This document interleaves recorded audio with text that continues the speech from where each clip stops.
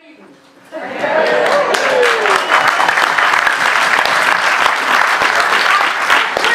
because of you guys. Grassroots fight.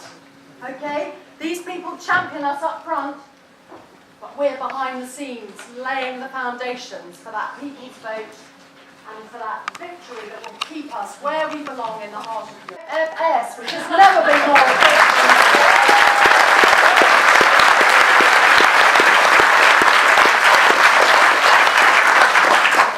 Julie Girling, who lost the Tory whip because she dared to stand up to them and say, you are doing the wrong thing.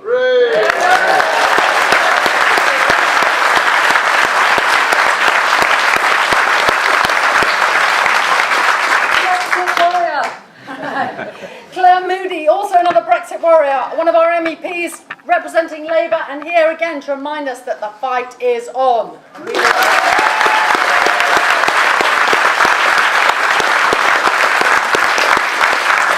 And Molly Scott-Cato, Green, calling out the bad boys of Brexit. If she doesn't get to the bottom of Russian collusion, nobody will.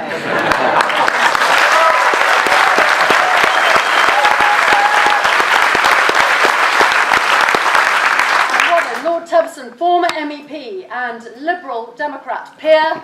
Right. Lord Teverson, thank you.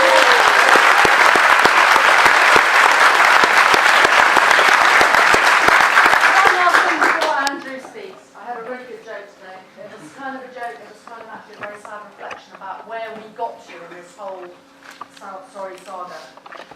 If you know the name of your local MEP, you are the local MEP. On that basis, we have half of the European Parliament here today. Thank you.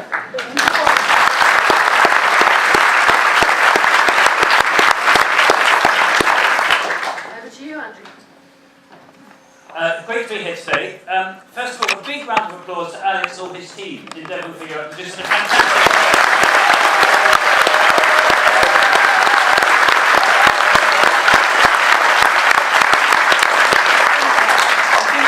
It's probably the largest European movement across the whole country. I haven't been to one that's bigger.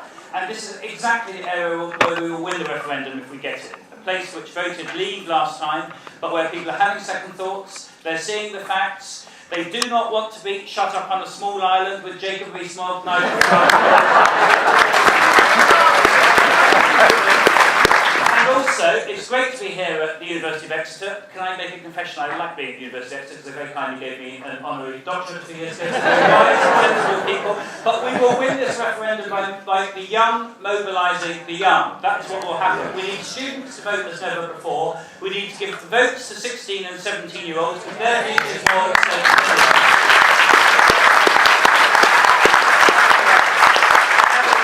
Having these meetings in universities, in colleges, in schools is hugely important. And the thing I'm struck by as I go around is that young people are really engaged. They know what this means. They don't want to be shut up in one country. They want to be able to travel across 28 countries. They want to be able to live, to work, to forge relationships, to do all of those things, which are their rights as citizens of the European Union. And they shouldn't allow Boris Johnson, Jacob Rees-Mogg and Nigel Farage to take it away from them.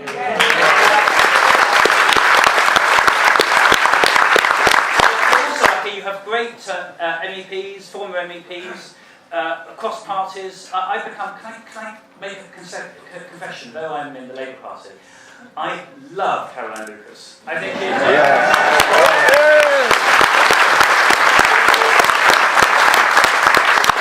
lots of Caroline Lucas in the referendum. Do you know, I've become a great admirer of John Major as well.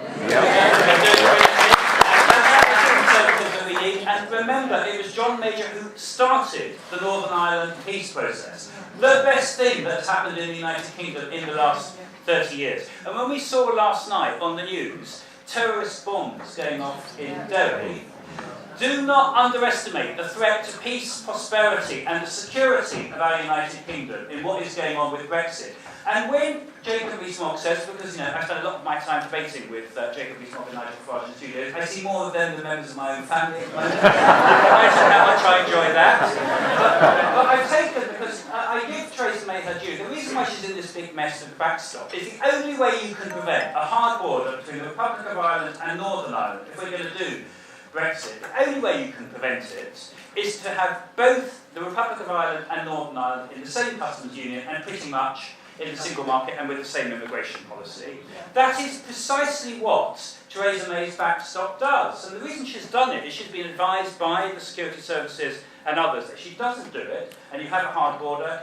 What the Chief Constable of the Police Service of Northern Ireland warned about, which is then you'll get massive smuggling, and if you get massive smuggling, you'll get the paramilitaries behind it, the very people who were behind the bomb which went off in the middle of Derry last night.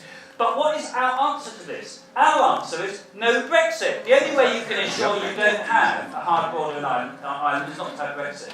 However, I've taken to asking Jacob and Nigel when I do my debates with them, what's your answer? If you don't like this backstop and you think it's all so terrible, what would you do? Do you know what Jacob said to me in my last debate? What Ireland should do, he said, in order to avoid a hard backstop, is they should also leave the European Union. Now, you've got to give it to him. There is a kind of grim consistency to it. If they leave the European Union, they adopt our commercial policy, our immigration policy, everything we decide in Westminster, then maybe you can avoid a hard border. There is this slight problem called neo-colonialism. And let's be clear, it didn't work that well last time. And it's not, I mean, though we joke about it, and I have to have a sense of humour, or else you don't get through this appalling crisis of getting to the moment. It's very, very serious, because what Jacob is essentially saying, let's be clear about this, what he's essentially saying is that his answer to all the problems which this country faces, and there are lots of them, and in this great book, which I'm signing copies of afterwards, we give our answer to what needs to happen in this country. We need to end austerity, we need to rebuild the country in a serious way and all that. What is his answer? Jacob's answer is to turn the clock back. Everything will be fine if we turn the clock back 50 years, 100 years, 150 years. We go back to the great glorious British Empire where we ruled the waves and all of that, and it will all be fine. It leads to my next great joke that I use with him all the time, because you've got to have banter to get yourself through this. I say that, when Macron came a year ago and he's offered us to buy a tapestry, which is going to go on display in the British Museum next year, which is fantastic. It's the first time it's left Normandy since the 11th century. I'm not absolutely sure that what it celebrates is the thing we should be. But nonetheless, it's very generous of the President of France. But he has asked for a return gift. And I have worked out what the return gift should be, and I've suggested it to Her Majesty. He should ask the President of France whether, as a return gift for buy a tapestry, we should give the people of France Jacob Rees-Mogg.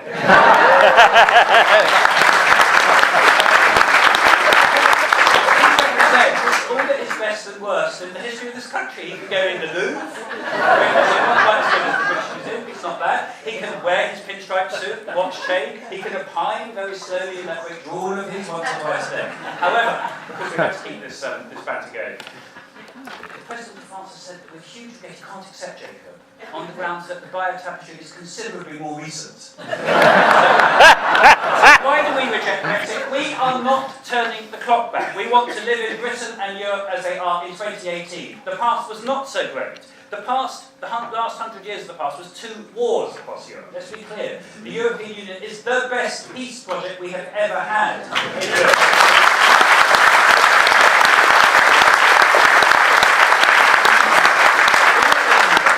Now we come to my friend Nigel. When I started debating with Nigel a year ago, and I got into this terrible Brexit treadmill that we're on at the moment, I said to Nigel that one of my spies, because you know that we have spies everywhere, I have spies in all of the embassies, all of these foreign outposts of these foreign states in London. And one of my spies had spotted Nigel in the German embassy. And by the way, if you want to read something that's really, really uplifting, read the letter in the Times a few days ago from the next Chancellor of Germany and the leaders of all of the German political parties beseeching us to stay in the European Union and saying that we're welcome. It is really uplifting. Could you imagine Theresa May and Jeremy Corbyn writing a letter to the people of Germany saying we hope that they stay in the Euro and they make a success of it? I mean, that's the sort of equivalent. But anyway, he'd been spotted in the German embassy filling out citizenship forms. Now, these are German forms. They take a long time to fill in. They go on many pages. He's there for several hours. So when I was next in the studio with Nigel, I said, I can offer you a deal, because you know he wants to get into the House of Lords. And I mean, it's a great place to be. It adds a lot to your life expectancy. I mean, £305 a day, what's not to like about it? So I said, Nigel, I will do a deal. I said, I will exchange my seat in the House of Lords for your German passport. That was the deal. Now, he didn't like that deal. He didn't respond to it. After I said it the second time in the next debate, the third time he got very shirty. And he said, Andrew, I do not have a German passport, he said. I was filling out the form, he said, in the German embassy for my children. Now, I don't bring my kids into politics, and I don't bring other people's own either, but since he had raised the fact that he was filling in these forms for children, I was on the rebound, I said, Nigel, that's brilliant. I said, it's really wonderful that you're filling out these forms for your children. I said, but you know, of course, why they want German citizenship. So that they can live, work, travel freely across Europe. And why can not all of the other millions of other young Brits also have the same right? It's called being in the European Union. So he didn't like that one very much. But we have great representatives for our future, our choice, and for our future's sake. They do brilliant stunts. You know, they do things that responsible adult members of society like me couldn't possibly do. And one of the great stunt makers at Our Future, Our Choice turned up at Nigel's house the day after this debate with adoption papers. And served them on Nigel. Unfortunately, it didn't work because Nigel didn't go to the pub and this doesn't work. Actually, he's quite good at that sort of thing. However, the point is a very important point. If it's good enough for his children to have European Union citizenship by being a citizen of France or Germany, then it's good enough for all of the other millions in the country, and they all want it, which is why young people are so overwhelmingly in favour of staying in the EU. But and there's a big point behind it. Let's be clear. When we leave the EU, if we leave it, we give up a vital and significant part of our citizenship. And in this big debate about immigration, which is now again coming down to earth, now that we know there are 7 million Turks about to invade the country. And yes, he was on record, Boris, saying it, and it is a lie when he says that he didn't say it, then he can't open his mouth without lying, so it's just part of the course. But we're establishing all of that at the moment. But in this debate about citizenship, people are now waking up to the fact that immigration is the wrong word to describe what goes on with our membership of the EU. It's migration, and migration is two-way.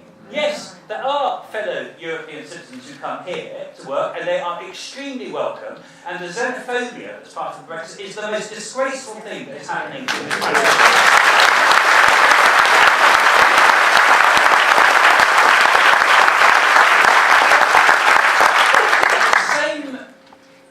The same freedom of movement, which enables European citizens to come and work here, means that UK citizens can freely travel, work and live on the continent. And there are more than 1 million Brits who at this moment are resident on the continent, and at any one time hundreds of thousands who work. And as people are aware of the fact that their rights to live, work and travel on the continent are going to be jeopardised by Brexit, opinions are changing. But my next banter, because all of these we're English, so we have a great sense of humour, at least we try to pretend we do, even though they're very serious issues. My latest banter with Nigel, though, is on this very vexed issue of no deal. Because you know what they're now saying, the extreme Brexiters, because revolutions get more extreme and then they devour their children and all of that. They said in the referendum campaign we would stay in the single market and the customs union or something quite like it. Boris Johnson said that categorically.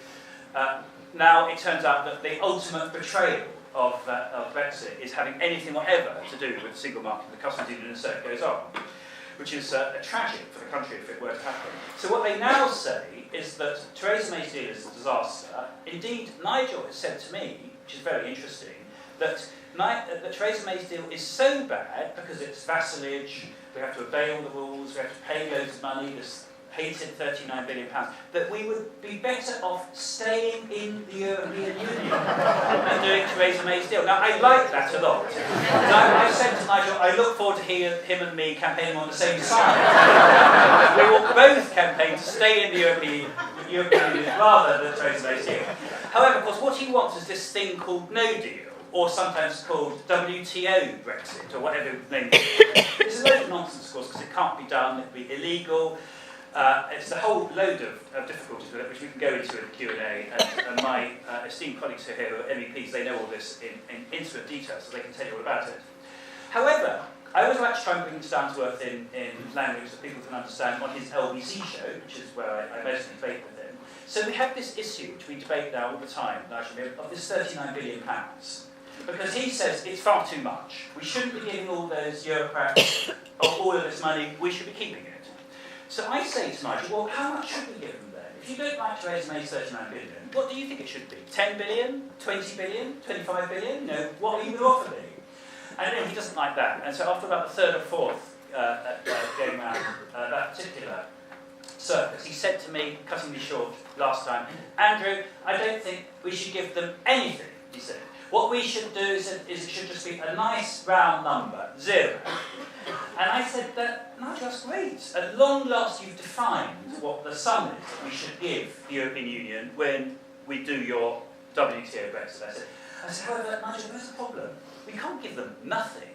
I said, not literally nothing. And he said, why not? I said, because, Nigel, we've got this little matter of your pension. Nigel's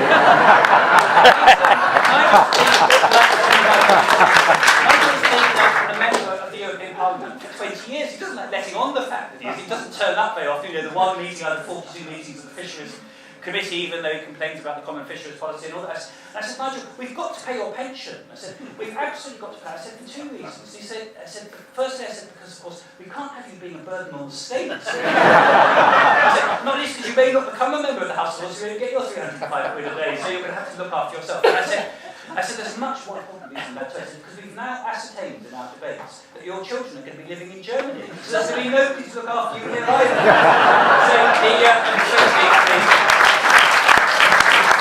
The conversation degenerated after that. There is a serious point behind it, which is that the Brexit case, as put forward by the extreme Brexiters, is just one catalogue of lies after another.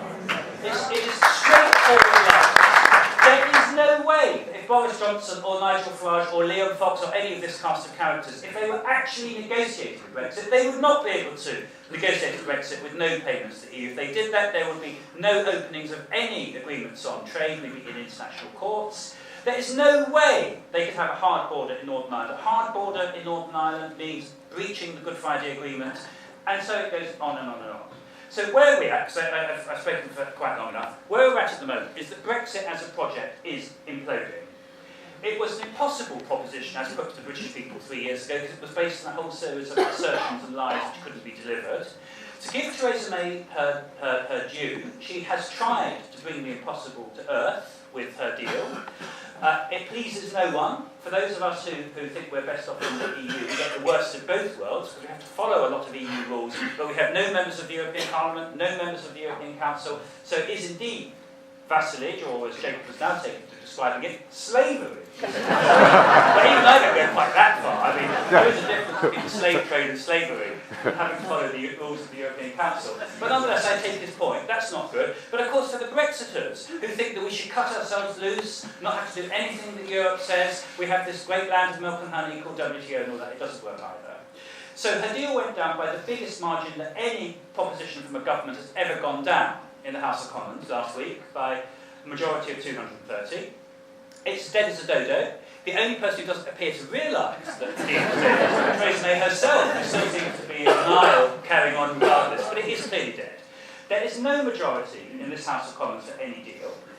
There is a majority now for stopping no deal, because people realise that will be genuinely catastrophic. But let's be clear, no deal, which is what I think the House of Commons will vote for in its next big vote on Brexit, which is on Tuesday week, no deal can only be stopped if we also extend or revoke Article 50. Because if there's not going to be a deal, and the law says at the moment that we leave on the 29th of March, the only way you can stop no deal, which means planes not flying, you know, all of the world's fridges being bought by Michael Gove, or is it's not Gove, it's Matt Hancock, so we can have all these medical supplies, and the only way you can avoid that is by extending Article 50. But of course, if we extend Article 50, as a country, we've got to have a policy. What on earth are we going to do? And the EU, quite reasonably, and they behave very reasonably all the way through this, they say, well, you can't just extend this, you know, forever. I mean, you have to have some policy as to what you're going to do. Now, because we can't negotiate a new deal, that's clearly impossible. We don't want no deal, by a process of elimination, where you end up is the referendum. And remember Sherlock Holmes, after you've eliminated the impossible solutions, you are just left with the improbable, and the improbable must be the truth. And that is roughly where we're getting to as a country now. The impossible are being eliminated, Theresa May's deal, WTO, no deal, all of these are being eliminated. Norway is in the process of being eliminated, and we can discuss that if you like in the discussion. That's not going anywhere either. So what we are left with now is ending Article 50 and a referendum. The argument going to be to the British people, you were sold a pup. But anyway, you can now see what it is. It's perfectly democratic, we have a say, now we can actually see what the deal is. It'll be 3 years after the last referendum, which is a longer interval than between the last 2 general elections. There's no democratic argument against doing this. And why do we want to stay in? It's good for our economy, it's good for our young people, it's the only way we can avoid bringing a hard border in Ireland. And, to repeat, the European Union is the greatest and most successful peace and prosperity project in the history of Europe. We want more of it, not less of it, and we will campaign till every last vote is cast to stay in the European Union in the forthcoming referendum.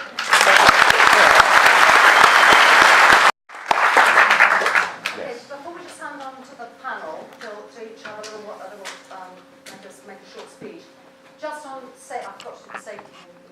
If anything happens, don't have a life jacket under your seat, either go to the rear if you're about halfway up, or go through either of these doors here, and that will take you right outside, and then we will rally across the road from the building. Wasn't it? Well, nothing will happen. Right, can we ask Amanda, please, say a few words?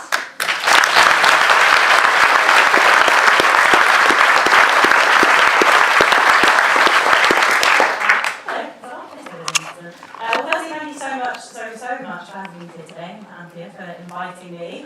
As someone from North Cornwall who's only a Falmouth and spent a lot of time kind of visiting here for work and stuff, it's actually really nice to be back. And on a slight reflective note, the last time I was in this room I was debating the chairman of UKIP at the time about whether or not we should stay in the European Union. He resigned the next day, so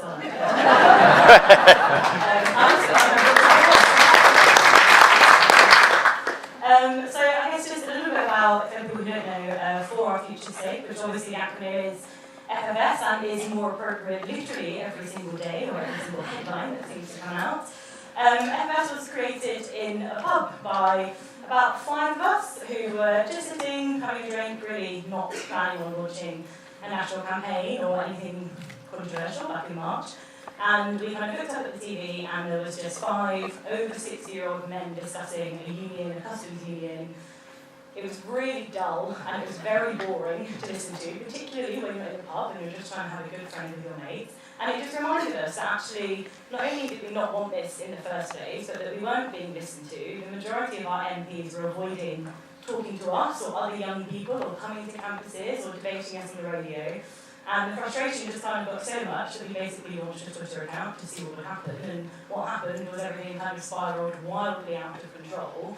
And about 4 weeks after that, we became part of the kind of official, I guess, People's Vote campaign. But we're the one that's bright pink and bright yellow and bright orange and uses GIFs and memes and all that kind of stuff on social media to try and just do things a little bit differently.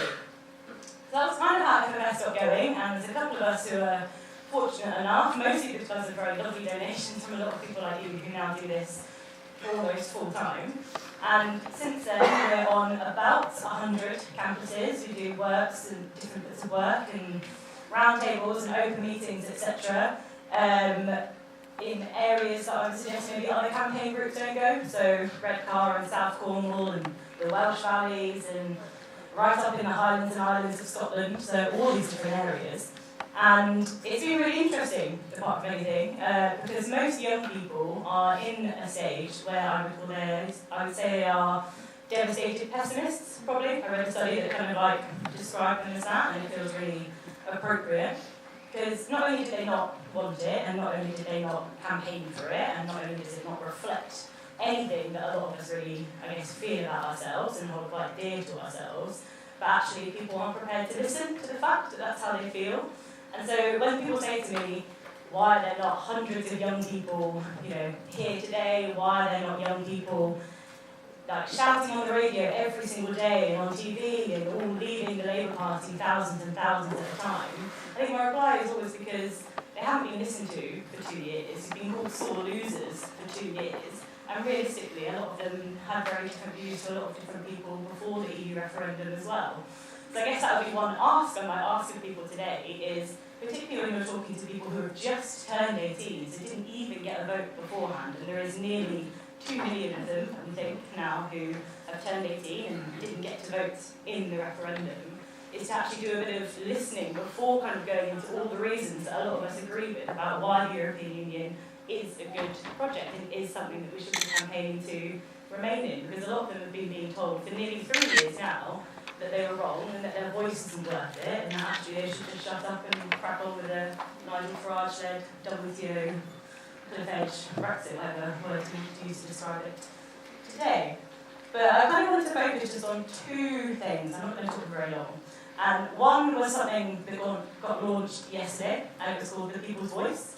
And it was something that FFS have been talking about for a long time and really pushing for other groups to really kind of put a bit of effort into and to make sure young people are at the forefront of it. And essentially, it was a structured national conversation. It launched in Birmingham. One of our young campaigners, Regina Sheikh, was on the panel alongside Jess Phillips MP. And the audience wasn't an audience like this. It was probably 50-50, people who voted leave, remain, didn't vote, think the EU is great, think the EU is awful. And each of the panelists just spoke for a really short minute, and then they went straight to questions and answers from the audience. And they actually just had a conversation. And it was probably one of the nicest rooms that some of our campaigns have been in for a while, because you had people of different views and opinions, not shouting at each other in 140 characters on Twitter, but actually asking a question and then listening. And most importantly to me, listening to the young woman who was on the panel from FFS, and actually giving her a bit of a space to say her opinion. And even the people who had voted leave and maybe weren't 100% pro people's vote, came away from that event saying, I've got something to think about. It was nice to hear that opinion. Maybe this is something we should do more of. And I think that's something that hopefully, we'll be seeing more of over the next few really quite important weeks. But also, as Andrew said, as we're getting ready for a referendum, it's going to become even more important if we're going to really change the narrative from 2016. And as someone who was based in central Cornwall in 2016, I think it's really important that we change the narrative, because that was not a nice time to be based in Cornwall, despite a lot of things being very good from the EU for Cornwall. And the second thing I actually wanted to focus on, just because it also kind of happened yesterday, was, or is, the Labour Party. So I think the Labour Party are playing a really dangerous game, to be honest with you. They put young people to the front of their media and their press releases and savvy videos on Twitter. They very much rely on students and Labour clubs to do their campaigning when it comes to a general election every 2 years, 3 years, 5 years, whenever we have one. And I think actually a lot of people can forget that in 2017 they branded themselves with the word hope, and that actually a lot of people under the age of 30 were really looking for that at that time. Kind of regardless of what your politics I think is, it's fair to say that the generation of people who are maybe students or not going to get to be students at that age, you're saddled with student debt, you're probably not going to buy a house, and you're very much referred to as a generation who are actually going to be worse off than your parents and your grandparents for the first time in a long time. So political parties there, and they very much brand themselves using the word hope in 2017, the year after you've kind of statistically just been ignored in the EU referendum. And actually, to me, it's not surprising at all that young people really flocked to them, really saw them as a bit of a way to have a voice. But it's not 2017 anymore, it's 2019, and realistically, we all know that a significant proportion of Labour Party members not only want a people's vote, but they want it with the option to remain, and they want their party to really actively lead that campaign to remain. And I just, the reason I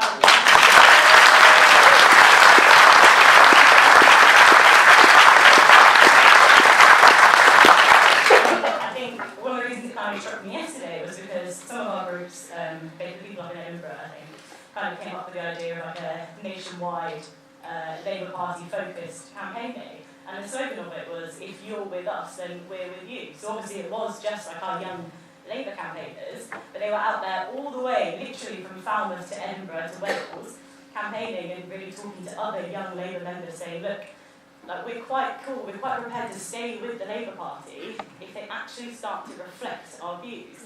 And a lot of these people worked with us over the summer to run phone banks and do Skype drop-ins to people to help them pass these motions to change the policy of the Labour Party. And sometimes I kind of see these MPs talking as though the policy is to run with hard Brexit smiling, and it's really quite frustrating, I think, to the young people who are involved in this. So I think the next couple of weeks might be quite big for the Labour Party, and I guess I would just say, if you know young people who want to get involved, please do send them either to FFS or our future choice. We kind of do stuff together the whole time anyway, but we do have an access onto most campuses and into most postcodes now, so there should be somewhere where people can go. But thank you very much for having me. Good afternoon, everybody. I'd like to say thank you for your very warm welcome.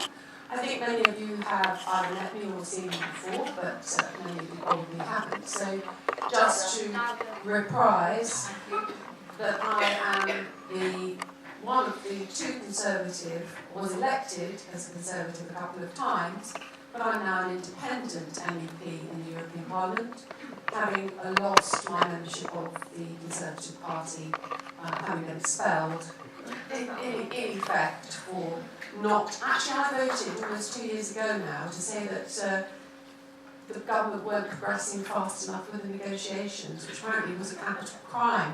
But now makes me one of the most prescient and wise men in the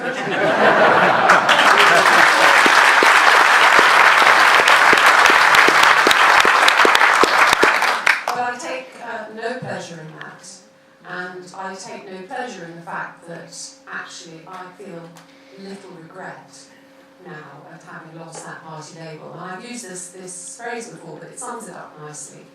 I feel like it's the way that Plato felt when he lost his libido, that I have been unchained from a lunatic.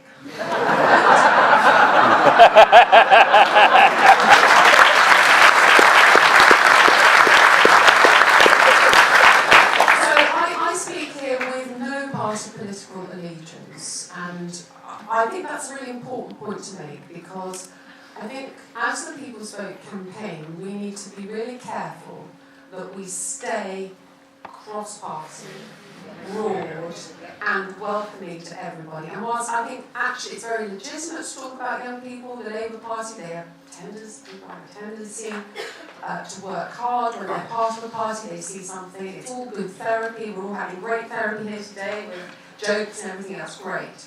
But we need to stay open, and I guess my role in this is really to understand a little bit about how the right think.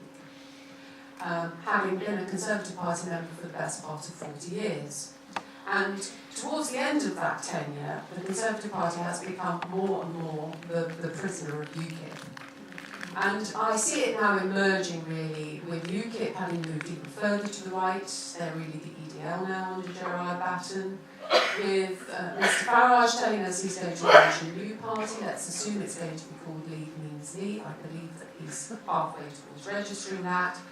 So we've got a very clear place for people who want WTO, hard Brexit, whatever you want to call it, to be. But you know, there are a lot of Conservative voters in the Southwest who are not in that place. And we do have to attract them both to the People's Vote campaign itself, because it's not in the bag, and also to the campaign when we get it to remain in the European Union. So please, a plea from me is to let's stay focused on that middle ground. Let's stay focused on some of the middle-aged and older people who didn't vote to leave, but who are being seduced by what I consider to be a ludicrous call that the People's Vote is not democratic. So, for me, what do we need to do from here? We need to scotch that the People's Vote is democratic. In fact, it is the only democratic way forward, because traditional politics in Westminster and in parties has let us down. So let's keep talking about the democracy elements of the People's Vote. The other message that I just want to get across is that I believe from my soundings, that most people who are currently disengaging from the Remain campaign, who voted to stay, but are now a little bit lukewarm, are doing it because they're just fed up. They are fed up with the whole thing. They're not just fed up with the silly arguments from the Jacob Rees-Moggs of this world. They're fed up with the whole subject and want to get on with their lives, either because they're not that interested in politics anyway, or because they think there are other issues, housing, etc., that we should be getting on with. And for those people, the really important message to give them is, this is not the end. If you accept any form of deal on Brexit, it's only to get the agreement that takes us to the end of next year, and the political declaration is worth nothing. All of the details have to then be agreed over the next 18 to 20 months. It isn't going away, guys. That's what we need to tell them. It's not going away. If you think this is the end, think on. And we need to get that message across really, really clearly to that set of voters. Different messages for different sets of voters, but I take that as my job to do that. That when people come to me, the people that are inclined towards my way of thinking politically, I can say to them, if you think this is over, it's not. So, ladies and gentlemen, I'm not going to take a lot more time. Just one other thought I want to put in your minds. As I say, the people's vote is not in the bag. I do, however, think it's utterly inevitable that we will have an extension of Article 50, or we crash out. I don't think Parliament will let us leave without a deal. I don't have much faith in them, but that little bit of faith I do have. The mechanics in their arcane systems, don't ask me, I'm someone who knows better. But I don't believe they will let that happen. So we will have to have an extension of Article 50. That in Brussels is viewed with some welcome. Then they will be happy, but they want to know that we have a plan as to how we're going to solve the problem, rather than just drifting through more acrimonious backbiting. I believe that this Prime Minister will never give us a people's vote. I know she goes back on her word all the time, but she has been very clear on this, and the hardliners in the party will not, they simply won't, they will not allow it.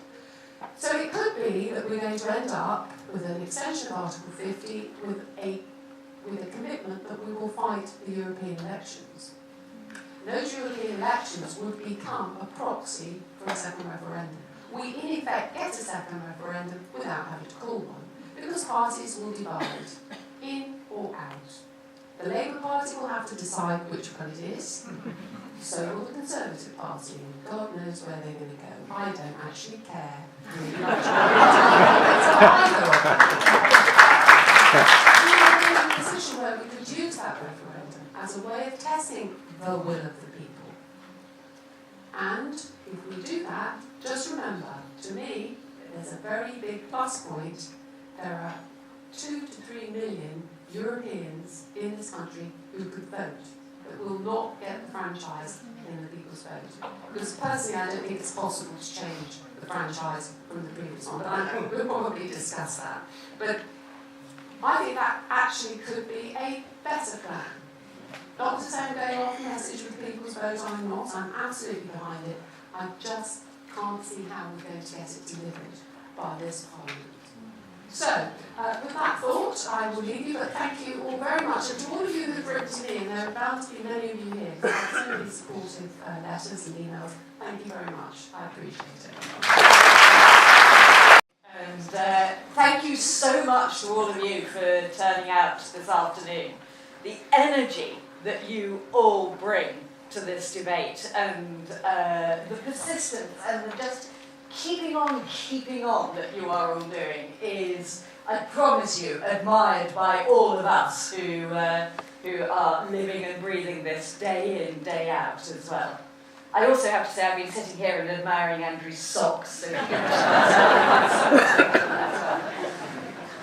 I think there are common themes to which all of us signed up to.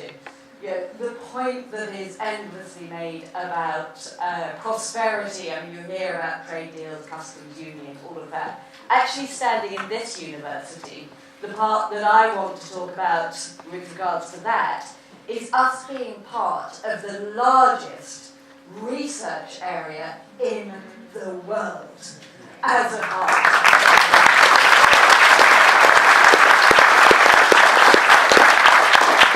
And we have just finished negotiating in the Parliament the next 7-year research programme, which we are asking to have 120 billion euros invested in it between 2021 and 2027 in the next decade. That's about saving lives. That's about the diabetes research that is going on here. That's about Erasmus students being able to study across our continent. All of these things are going to go on. The question we have to find a way through is how we stay not just a part of that, but as we have been since these framework programmes have begun, central to that. And that's the sort of thing that is underneath this question we're asking about how we remain in the European Union. But the other P I wanted to briefly touch on as well is the peace P. The founding stone, the corner, the ground on which the European Union was built, was building peace out of the most devastating wars that we have seen in millennia.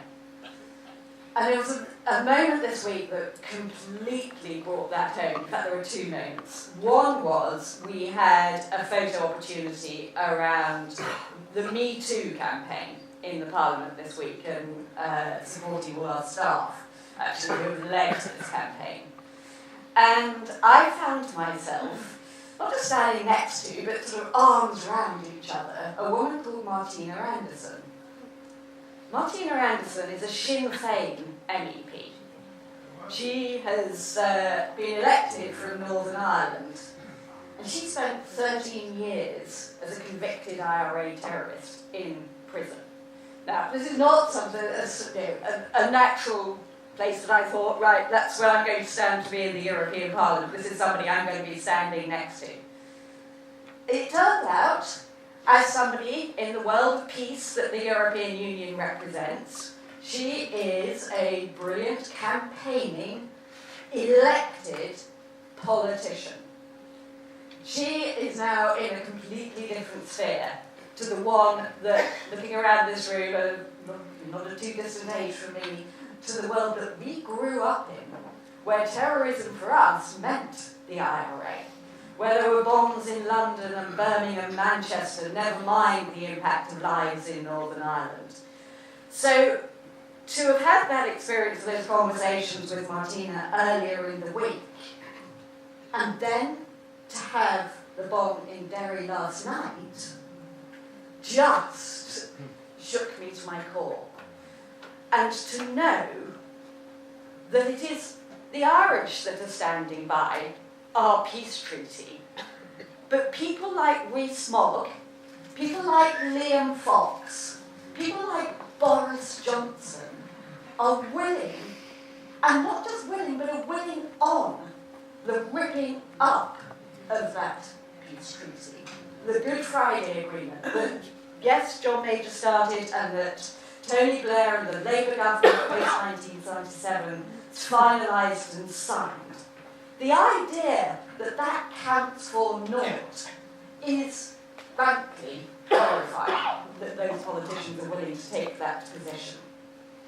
And actually, that people like Arlene Foster, as well as those Tory politicians, are willing to so blatantly lie, and I heard it again on the radio this morning, that there doesn't need to be a border in Northern Ireland. There hasn't been a border in Northern Ireland for years, for centuries, they are saying, completely disregarding the fact that there was a very hard border in Northern Ireland, with all the furniture that borders bring and that were the targets for those terrorist attacks. It is a blatant lie to say that because there was a common travel area, there wasn't a border. And I think, I'm sure you saw the news broadcasts at that time that I did when we had the troubles that, of that border. So, it goes again to that point about the lie. But the final thing I will say relates to that, but is actually on very much on this side of the Irish Sea, is I have also heard arguments against the people's vote, saying that, well, we can't do that, we mustn't do that, it'll stir up trouble, it'll be the rise of the far right. I've got news for the people who are saying that. The far right is already here. My very dear friend and colleague, who is the Mayor of Bristol, Marvin Rees, has painted on the pavement outside his family home with his 3 young children a death threat against him. He had to hide it from his children by standing on the word die in front of his family home. So, this is something I absolutely will not, and I know you won't be, cowed, intimidated, bullied out of standing up for our democratic rights and the democratic survival.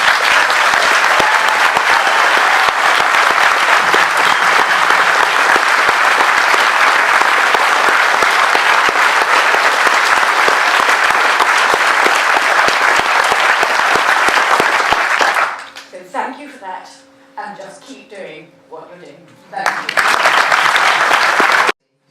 But not talking about that today. I just wanted to go back to what Andrew said and say how moved I was as well to see that letter in the Times from German colleagues. And German colleagues have been so immensely tactful and supportive throughout this process.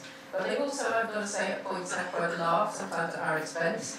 And you may have seen last week there was a satirical article in one of their newspapers which suggested that actually all the other EU countries were going to leave the EU. So this was actually a lot easier. So, I think we've taken a lot on board from us in terms of our humour and wanting to buy things. Probably know in Germany. And I was actually watching the result coming from Westminster with my colleagues. They said, we sort of get the popcorn in, but also on the other hand, you might need a bit of support. So it was quite a nice kind of gesture. So we had it broadcast in the Green Room in Strasbourg. And it was just, I've got to say, I've never felt so mortified about my own country watching what was going on there. People were saying things like, they were trying to understand the mace, and they ended up saying, it's like a magic gold stick. And, I was trying to explain to people why the officials had to wear tights and carry a sword. And it just never occurred to me before I saw Westminster through other people's eyes. And this is what they think of as the mother of parliaments. And they copied our example. And I just feel one of the things we've learned from Brexit is how much we need to change about the way our political system works.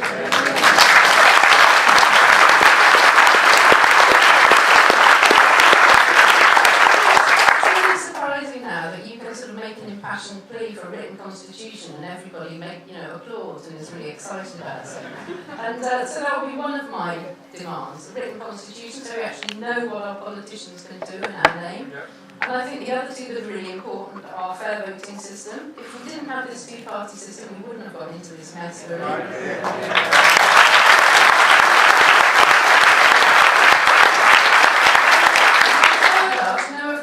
Andrew, because I'm sure he'll end up there if it is elected, but we definitely need a democratic House of Lords.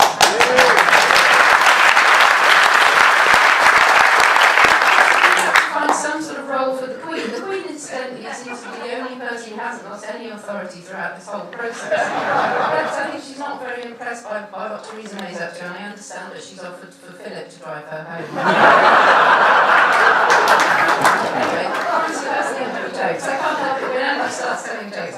Right, 3 serious points now. The most serious point, which I need to share with you, is the fact that the Norway option is becoming incredibly popular at Westminster. Minister. I just find that astonishing myself. I do have a Norwegian colleague who's actually French now, but she came from Norway, and I did find myself saying to her this week, who wants to be Norway? Which I think wasn't as polite as I could have been. The point is, Norway is literally a country where the rules I make as your elected politician, they have to follow without having any say over them. How could that possibly have anything to do with taking back control? But the reason it's becoming popular is basically because it feels like it's an old-style British compromise.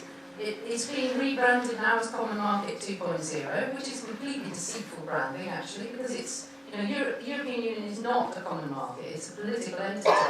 But I think that, when you say, oh, well, will we go for the sort of hard Brexit, or will we do no Brexit, soft Brexit sort of feels somehow like it's there in the middle. And people are feeling desperate about the division, and they're thinking they should go for something that feels like a compromise. But I think it's a really big risk, because MPs are very much afraid of standing up for what's best for the country, and they're intimidated into not doing that, many of them. And on the other hand, they're afraid of actually going through with a full Brexit and all the damaging economic consequences. And so the risk now that they will turn to the Norway deal, particularly right at the last minute with so little time, I think we really have to fight strongly against that. So many times I've appealed to the wonderful people in this room and said, please get in touch with your MP. And it's going to be time to do that again. And this week I'm going to draft a letter explaining, I've got an article already which I can share, but I'm going to draft an email to send to your MPs to say why we absolutely cannot accept a Norway deal. And two questions I would put to you about that.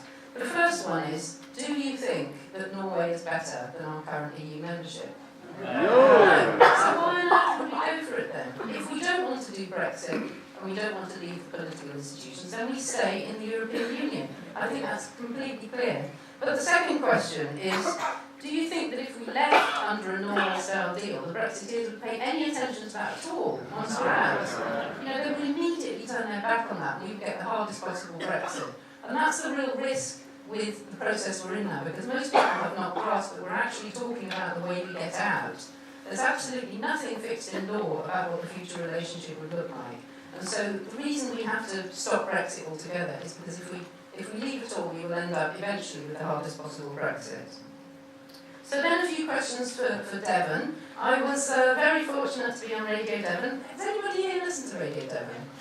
All right, you weren't there last week, so I really needed you. It was an incredibly Brexity audience. She actually warned me before I went on. They're ever so Brexity, I listened to. So it's very nice to see a room full of non-Brexity people in Devon here today as a sort of immunisation against next time I'm on that. But what was really quite disturbing about it was I was talking about the risk for farmers if we go ahead with any kind of Brexit. Really, ultimately our farmers will be affected. And the guy comes back saying, that's a load of scare stories. And I really should have said, are you calling me a liar? Are you actually calling me a liar? That's the sort of situation we're in now. And obviously it's not me that's lying in this situation. But I think what's really important is that I don't actually take on those people, and neither do you. There's 30% of people out there, and probably more of those people in Devon, that we're never going to reach. I think what we have to be really... The question is, where do we go from here? And I think we've got about 30% of people with us already. Everybody in this room, if you're not wearing a badge to show you're in that group, please do. I've started wearing a Stop Brexit badge that I picked up a couple of weekends ago. And I've been really astonished how many people, some a little furtive and some really kind of smiling. Oh, great badge, People want to know that we're a big and growing group of people. So lots of you in fantastic t-shirts and sweatshirts and excellent berets. I haven't got mine today, but I do have one. I gave several of those away for Christmas as well. But the more you wear that stuff, the more people realise they're part of the majority, and that's really important for getting momentum and winning people's vote. But the most important people of all of the other third, the people that we've got to shift, the people who need to change their view. And we have to shift an awful lot of people here in Devon to stay in the European Union. And I think that's the most important thing for us to discuss in the Q&A. How do we reach them? What sort of emotional and positive messages will reach them which didn't reach them in the last referendum? And a couple more things. One is about young people. It was so good to hear what you were saying, Amanda. I really appreciated that. And I've got 3 kids myself, all under the age of 30, and their prospects in life are miserable, absolutely miserable compared to the prospects I had at their age. But I think we've let our young people down terribly. And it's a big ask now to say go out and win this referendum for us. I totally understand that. But I was really depressed to see in the recent Channel 4 poll that young people are no more likely to be registered or no more likely to vote than they were last time around. If young people had voted at the same rate as people in older age groups, we would have won the first time. So it's absolutely that's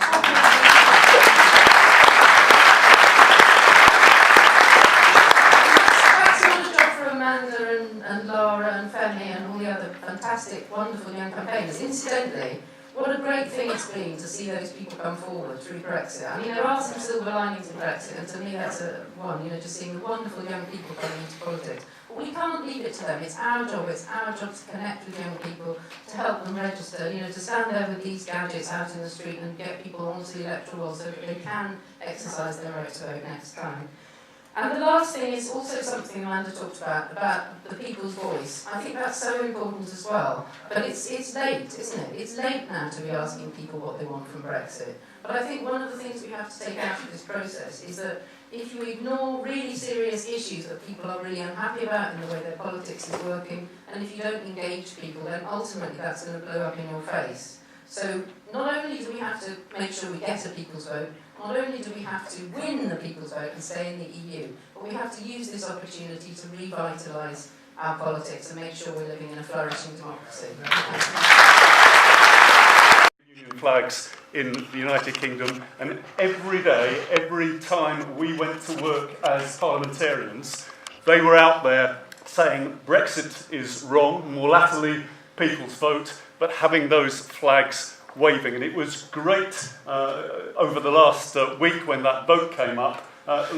Leave started to try to intervene as well, and they were totally and absolutely outnumbered, both in terms of spirit, but in numbers as well. It was great to see. And I don't know whether there was anybody here went up to London to actually do some of that. Oh, give them a round of applause.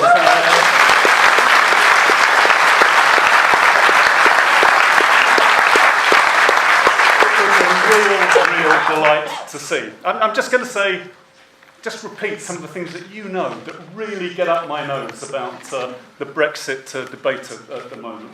And one of them we talked about is around the four freedoms, particularly the freedom of movement. And if there's one thing, not just around young children, but everybody in this country, is that whenever the Prime Minister talks about freedom of movement, she always talks about stopping freedom of movement into this country. And what she never ever does is to admit that it actually is the end of freedom of movement for 60 million people in this country. And that, I think, is one of the messages that we need to make sure we get out. It is not one way, but it's two way. The other area... The other thing that's always struck me, and it's just great to have Liam Fox confirm it as well recently, has been the fact around somehow the whole Brexit thing is around freedom of trade. And yet, and some Brexiteers even say that the European Union is one of the most protectionist organisations in the world. Have you heard that said? And yet, what we know is that actually it's the organisation, the political as well as trading organisation, that has total freedom of movement of goods, capital, services between 28 nation states and 60 other nations at least outside that as well. And that adds up to what, some 80, almost 90 other countries that we can already have free trade with. And how many of those 60 that we have at the moment through the EU has Liam Fox managed to do deals with before March the 29th? None at all. And again, one of the things that I think we need to put over very, very strongly in terms of our message. We need to get on to the questions. Can I just make a real confession, colleagues, friends? In that, unlike my party, the Liberal Democrats, I was very sceptical about a second referendum up until about 6 months ago. Let me tell you why. One of those was people that I respect a lot saying, well, it's got so bad that I think probably we've got to go out and then come back in. Don't like that. But the real thing that I felt strongly about was that the first referendum campaign was so negative so divisive, so full of lies and hate and division amongst families, amongst communities, that I didn't want to see one of those again. I felt that a further referendum would further divide this country.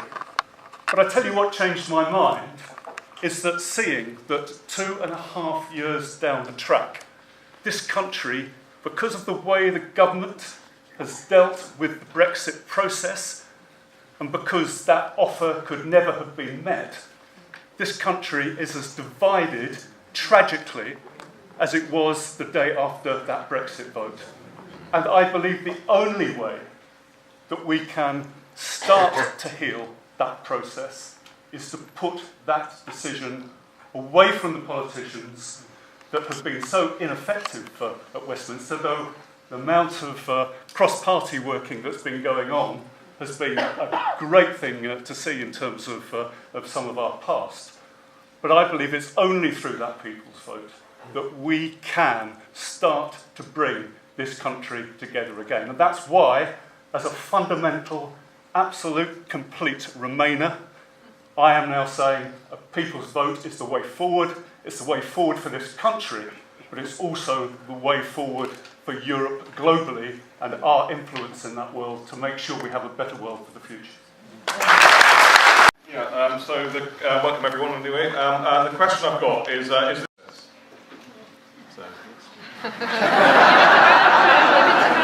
Well, Parliament has taken control, let's be clear. Rejecting Theresa May's deal by 432 votes to 202 last Tuesday was taking control. So it has taken control. The question is what it now does with the control. She has to table what's called her Plan B motion on Monday. That now, because of, again, Parliament taking control of the Dominic Grieve amendments, that's now an amendable motion, where the government has tried to make it unamendable. There will be amendments to come forward. It is virtually certain that there will be an amendment, for example, to rule out no deal and to call for an extension of Article 50, which I think is the minimum that we need to do in the immediate future. And either on this occasion or thereafter, there will be a move towards a people's vote. So Parliament is taking control. It has to, really, because there's a vacuum at the moment. I mean, to all intents and purposes at the moment, we don't have a Prime Minister. I mean, it's the first time in my lifetime that there isn't somebody fulfilling the functions of the office. So it's stepping up to the plate. Exactly what happens is hard to predict, but I do think that where we will end up with is the extension of Article 50, ruling out no deal, and then by a process of elimination either in the immediate future or once we get into that period of extended negotiations, we'll end up with a referendum. And my view is that bit by bit that's coming to be the majority view in Parliament too. We're not quite there at the moment. We're getting there by this process of elimination.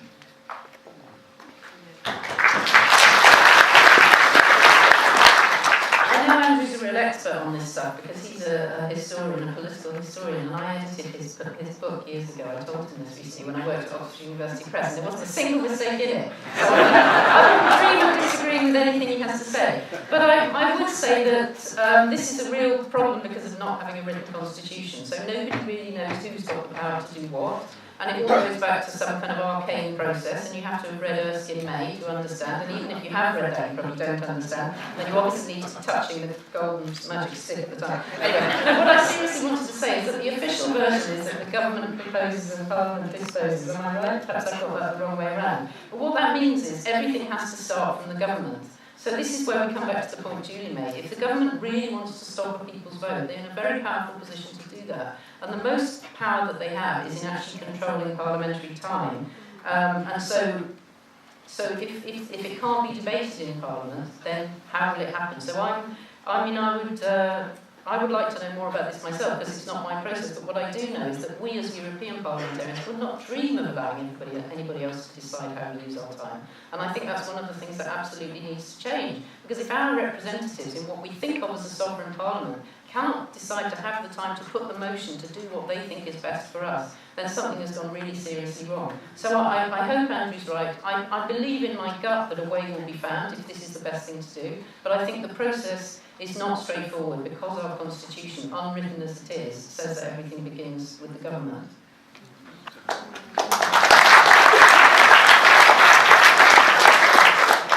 Well, looking at the House of Commons from the Lords, you just wouldn't believe how this has played out so far. I've always been, to a degree, believer that the government would somehow find its way through this, in that it wouldn't want in any way to let the House of Commons, which everything is against it doing that, taking control. But I think one of the areas which I don't hear talked about quite so much is Theresa May has to run out of road at some time, and I no longer think that will be the 29th of March. I think 29th of March is still dangerous, because that is the default option that we just cross over the line. That's what the Brexiteers want, despite the damage that will cause.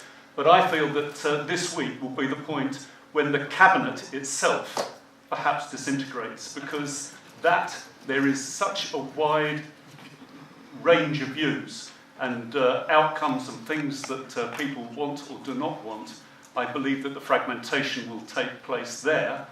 Whether that leads then to possibly even a general election, I don't know. But at that point, we need to be at our maximum point of pressure. One of the great things, if I could just, we sometimes do ourselves down. We are very aware that we weren't good enough in the first referendum. And already, Vote Leave and Leave Means Leave are already preparing for the contingency of the next referendum.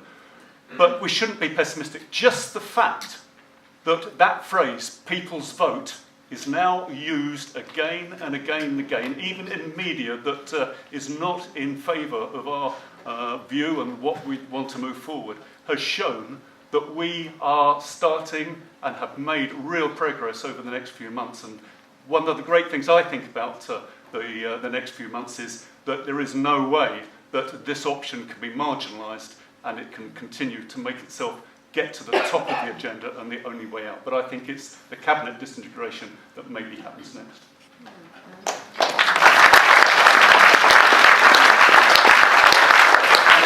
Please, the speakers, because of the lectern thing and because you're over there, we have got a lot of people over here and they'd really like to see your faces every now and then, if that's possible. Right, we've got the first question over here. Hello. So, actually, was touched on in the last answer, but the first move of usually a right-wing coup is to take over the media. That has already happened as far as I can see in England. So how do we get it back?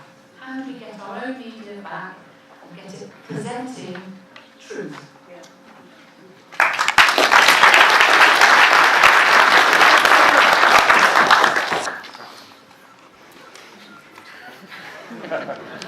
So I'll leap in this time and say that actually I would argue that happened quite some time ago in this country. It didn't start with the referendum campaign.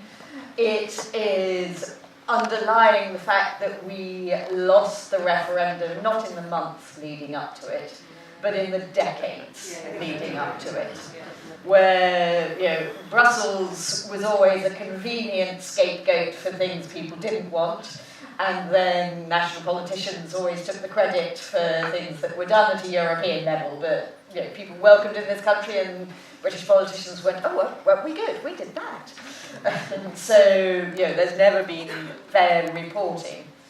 But I also want to take this chance to say thank you to the work of FFS, of OFOC and of others, because the print media, and indeed the broadcast media, with some noble exceptions, do not now have a monopoly on news and on where people get their information and where they get their feeds from. As we now know, that was very dangerous in 2016, because we saw interference in through the Cambridge Analytica stuff, through paid-for advertising, that we're still getting to the bottom of where some of that political advertising came from. But since then, I would say FFS, OFOC, others have won Twitter. We've been doing very well on our side of the argument, courtesy of those actions, to get a different message out there. But yes, this is the culmination of decades of pushing of one side of the argument. And not just that, I would say it also wasn't just about, the referendum was not just about the EU. It was about political choices that have been made in other spheres. But we are not getting anywhere near the issues that are in Andrew's book and elsewhere. Those underlying issues, because now we are just consumed by Brexit. And housing and the investment in the NHS and the other things that need to be being done are not being done. And so this is a vortex we are in, partly of the making of right-wing press and of a pressure group inside the Tory party, other reasons as well. But it's the circumstances that we've got to fight our way out, and we will use other methods by which to do that too. The people we need to target, the age group we need to target, they look at those newspapers, they look at the BBC and they think it's telling the truth. And we've only got to look at a Dimbleby being replaced by Fiona Bruce and see that nothing's changed. We've got to target them as well. I totally take your point on board, and one of the things we did in preparation for this People in Power tour, we were going to call it F-fascism, but that sounded a bit negative. So the People in Power tour, as it's now cleanly called, is exactly look for what the signs are of fascism. And as you say, one of the first ones is control of, it's not just about control of the organs of information, it's about control of truth itself. And you can see that's exactly what's happening in Trump's America, and it's also happening here. So, I mean, the most destructive thing about Brexit is that people are telling lies just it's widespread now, and they are unchallenged, and people do not have a grip on where the truth really is. And you cannot operate a democracy in that way. And, I mean, fundamental things need to change. For example, why is it rich people own large amounts of our media, which is loss-making? It's actually because they use it for propaganda purposes. It's not a business, it's something they use to push out certain propaganda. And the worst example of this is the Barclay brothers, who own the Telegraph and the Spectator. And so, you know, I hear on Classic FM, you know, confused about Brexit, get the truth with the Telegraph. And I know they're just going to be fed a load of propaganda from a couple of guys who basically tax exiles in Jersey, or no, one of the Channel Islands. It's not even Sark, is it? It's the tiny little one next to Sark. Anyway, all of this detail is on my other website called the Brexit Syndicate. But there's a whole section on so-called free press. It covers the newspapers, who owns them, what they're doing, and it covers the whole of social media as well. And I've got a report coming in the next month about what Facebook did, a sort of summary of all the inquiries that happened in the Canadian Parliament and in our Parliament, and Damien Collins' inquiry at Westminster, and basically recommending what we need to change when we have the people's vote so that we can't be stolen in the same way it was last time. We won't have time to bring in new legislation beforehand, but in the Irish abortion referendum, Facebook voluntarily refused foreign paid advertising and labelled all political ads as ads, and anybody who put forward political ads had to be labelled as a political campaign and then came under funding restrictions. So we can absolutely do that. We can insist that Facebook do that before the people's vote. But I think the biggest problem of all is the BBC. And I mean, I personally feel we need a full public inquiry into the BBC. You can see hints of what's going on there. For example, Robbie Gibb, who used to be head of political programming, is now running the PM's private communications office. You can see all sorts of links between people who used to be in that really odious Conservative Students' Association back in the 80s. But who's actually putting them there? Who's not ensuring balance and so on? I find it really hard to see. And I think this is the public service broadcaster which people rely on, as you say. Who else, if you can't believe the BBC, who can you believe? And I'm afraid they have totally lost credibility now. I mean, Andrew's probably going to, because Andrew's constantly having a go at them, you know, for quite reasonable reasons. So I think, you know, there are public service broadcasters. We need to insist that they do tell us the truth, that they are impartial, and I'm afraid more and more people don't think that's the case. Broadcaster, it has been consistently biased towards Brexit in two ways. The first is the John Humphreys, the Andrew Neil. I mean, how can Andrew Neil be chairman of The Spectator and the lead political interviewer for the BBC? I mean, just think about it. Could you have somebody who was the chairman of the Morning Star claiming to be the political interviewer? It tells you so much about the culture of Britain that when the right do things, that somehow this is all regarded as acceptable and above board. And we have this fiction that Andrew Neil says he doesn't interfere in editorial decisions on the Spectator. Well, I mean, what's the point of him being chairman if he doesn't have a view on what it does? He clearly does have a view. So there's an issue on that side. But the other big problem, which is the thing that I've been discussing with senior BBC people, because I think that they now understand this one. I mean, the first one is that they haven't yet sorted out, but the second they do understand, is that it's not good enough if you're the impartial state broadcaster saying that the way you observe impartiality is to allow lies to be met by an equal amount of time for the truth. That's not good enough.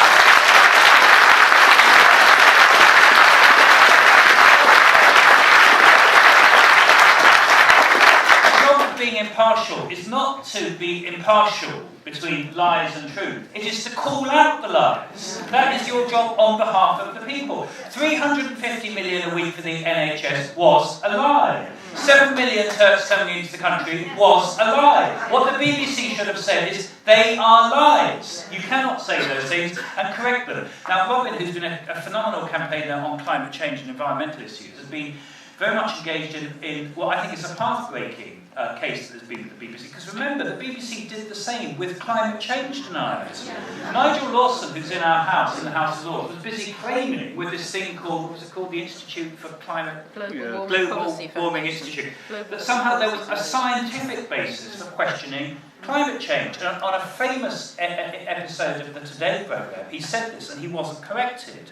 Now, what the BBC said was that being impartial meant that it was perfectly reasonable to allow Nigel Lawson to say that climate change isn't happening and that there's no global warming, provided somebody else could come in and say the opposite. This went to Ofcom, and I don't think Ofcom have been doing a very good job as a regulator, but Ofcom said that wasn't good enough. There is now a clear scientific basis for saying that there is global warming, and it's not good enough for people to say it, and they should be called out. Now, my contention, and we need to get really mobilised on this for the next referendum, is that the BBC needs to do the same on Brexit. It must call out the lies, it must say no, it must remove the clearly biased broadcasters, and then we can have faith in the BBC again.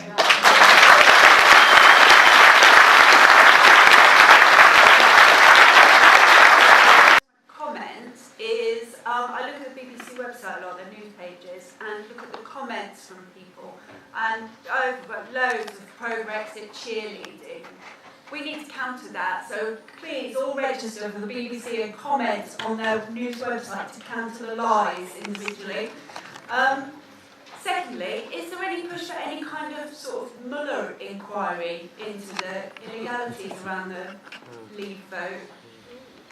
It seems to be very quiet. I've heard the Met Police said they're not investigating it because it's politically toxic. So I think you know that Carol Cadwallader has set up the Dial M for Mueller podcast, and that's a campaign to have a Mueller-style inquiry here. Most of what we know about, particularly about Russian collusion, has actually come because they are having a proper inquiry into Russian involvement in the Trump election in the US, but we don't have anything similar. I've written to loads of people. I've written to the Home Secretary. I've written to all the people who have authority here, saying we need this out in the open because we need to know how Brexit happened. But there's a real lack of interest. I find it incredible. I don't think it's winning us votes, incidentally, and it's because people are putting it in a conspiracy theory box. And we've had some people from Labour, Tom Watson, for example, has come forward, but I feel Labour should have been much more active on this. I'm a Green politician, there's a very small number of us, but basically our democracy is really at risk because of Russian involvement, never mind the foreign billionaires that fund the fake news media and so on. So I would call on our Labour politicians here, please, to do more about this. I know Carol's constantly trying to encourage people to call for a full public inquiry into Mueller-style investigation. How can we know? How can we go ahead with Brexit not knowing whether it was involvement from Putin and his cronies that made people vote for that? It just would be so wrong. In regard to your first point, I just wanted to say, when you see all those comments, like when you see a lot of pro-Brexit comments on your Facebook page, those are the fake people that are being paid, sometimes by Putin and his mates. So of course it's good to put in your comments of your own, but the main thing is to make sure that social media platforms, including the BBC, require you to put an address or something that means you're a real person and you can't have multiple accounts. Because, I'm sure this is true of everybody here, when you put something pro-Brexit on your Facebook page, immediately you get a lot of hideous stuff coming back, very pro-Brexit stuff, and they're not real people, and it's those sort of fake people that are really distorting our public media because they build momentum, and then particularly in social media, people don't really know where the rest of people are. So when you read those comments, don't assume they're necessarily coming from real people who don't agree with you. I think it's one of the things we can start to teach ourselves. You can also complain and you can also delete them from your Facebook pages. not because you want to get into an echo chamber, but because you don't want the public debate distorted by trolls, sitting in St. Petersburg. I will just follow up quickly on that one, because particularly as we're in Exeter, that Ben Bradshaw has been very active on this, and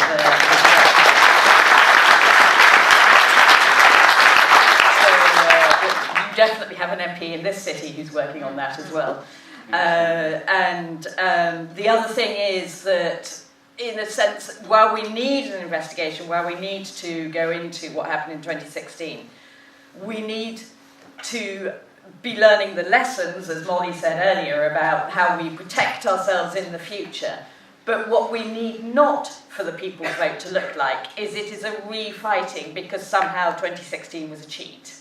We need to be talking about this on the facts we have now. Having learned the lessons of what happened in 2016, but we're not refighting 2016. We are now in completely new circumstances, and that's why we're going to have a vote.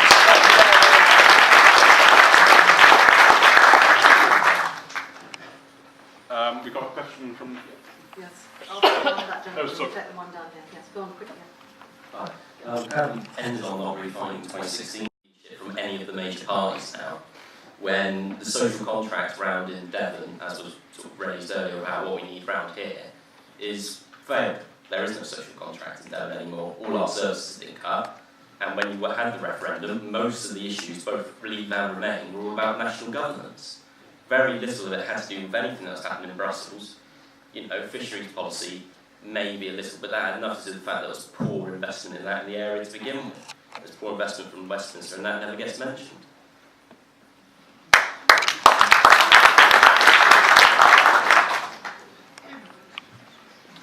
You answer it. It's a question about local things. Okay, so as a local campaign, we'll obviously be focusing on local issues. I think the way the Remain campaign's set up now, with the local groups around the country, there will be much more focus on local issues in their campaigns. Molly's going to have something. I've always got something to say, that's my problem, but I was waiting for everybody else first, I promise. And I'm really sorry not to mention your own MP, who's really, I've worked with him on that dial-M for Muller stuff, and he has been great, as Claire said.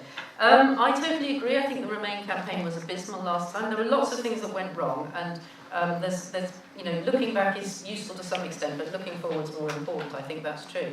But to me, I'll just come back now to something Julie said earlier, because to me, the reason people voted for Brexit, most of the reasons were to do with things going wrong in this country. I've already talked about the political and constitutional issues, but it was also 10 years of Tory austerity. And it's going to be hard for me being part of the same campaign as Julie, once we get the people's vote, because I want to say it's the Tories that made a lot of the mistakes that have led, and I don't want to not be able to say that. And so I think this is a strategic question that we need to reach now. I mean, are we going to have one campaign where we all sort of slightly be a bit careful about not being nasty to each other? Or do we have two campaigns and sort of under the same umbrella and play along together? Now, I think one of the reasons the Leave campaign did so well last time was that they had a good cop, bad cop routine going. And they could use different messages for different people. And they weren't, I mean, obviously we don't want to be like either of them at all, because they're both, people are going to end up in jail on both their campaigns. But I do think this way of being able to have different messages, I know I felt very restrained by the Stronger In messaging last time, because there were lots of stuff coming out about how fantastic economic growth was and expansion in the arms industry. Every time they sent a message, I hoped to retweet it, but so few came through. And I want to talk about radical reform of the EU, much more like Another Europe is Possible, more like the messages coming from the youth campaigns. And I'm not convinced that pro-EU Labour or Tory politicians are going to be with me on that. So I think it's a strategic decision that we all have to make, and it'd be interesting to hear from the rest of the panel, I think, about that. So I think I think one of the real issues around the original campaign, and I take the good cop, bad cop thing, but I look at the unity. I suspect there is a huge range of political opinion in this audience, and I have let alone the panel, but I expect it's even wider maybe out there. And I think it's very dangerous to start to move down divisions. I think one of the big problems of that first one was that the press, and yes, however biased they were, but even the ones that might have been a little bit on our side, that campaign was seen as one side of the Tory party versus the other side of the Tory party. It was a blue-on-blue argument in the media, partly because the Labour Party didn't get that involved, to be honest, and no one was very interested in the Liberal Democrats in 2016, and probably similarly with the Greens to a degree. So I think actually showing a unity amongst the coalition that we have of people is the right way to move forward. But we have to...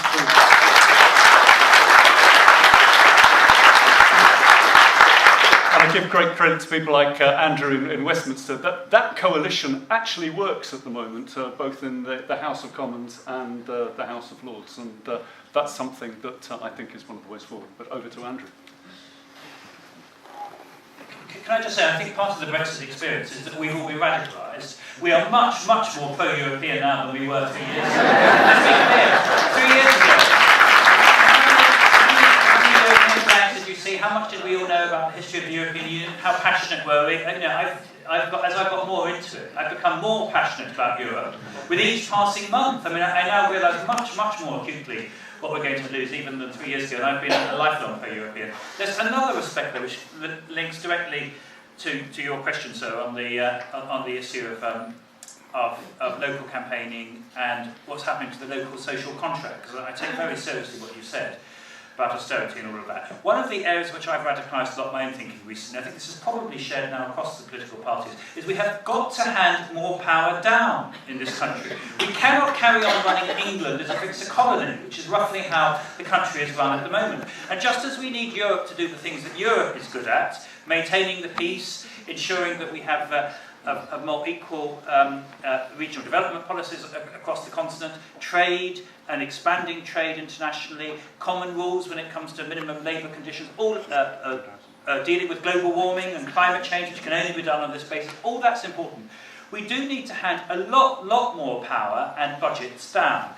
France and Germany, and France has been traditionally a more centralised country than us, France and Germany, they have local authority budgets which, as a proportion of what our local authorities can spend, are twice as large as ours, twice as large. And they have local taxes which are far more significant than we have here. We still have this extraordinary council tax that was established now 40 years ago and raises almost no money, and almost all of our tax is raised and distributed from the centre. And if I can make a sort of slight party political point, under austerity in the last 8 years, not enough has been distributed locally either, which is the reason why you've had the big cutbacks. So what should we have now, in my view, is we need a new constitutional settlement for England with big devolution of power, significant sums raised and spent locally, subject to local council decisions, so Exeter City Council and Devon County Council decide what the priorities are going to be here. And we also need, I think, a new federal approach to the constitution of the United Kingdom, because we have, at the moment, no proper basis by which people come together nationally who represent the local authorities and the nations and regions of England and the rest of the United Kingdom. And I think we should always lead by example. I think the House of Lords should go. I don't think it's good enough to have a nominated and hereditary second chamber with a few bishops in it. I mean, Bishop Exeter's there, he's fantastic, but he has no more right than me to be in Parliament. I'm only there because I was nominated by Tony Blair. What should happen is a new second chamber, which is a federal second chamber, which represents the localities of the regions and the nations of England, and it should meet outside London, and I want a big competition as to where it should go. And I'm very happy if it wants to come down to Exeter, it can go to Cornwall, it can go to Newcastle. The one place it should not be, though, is London.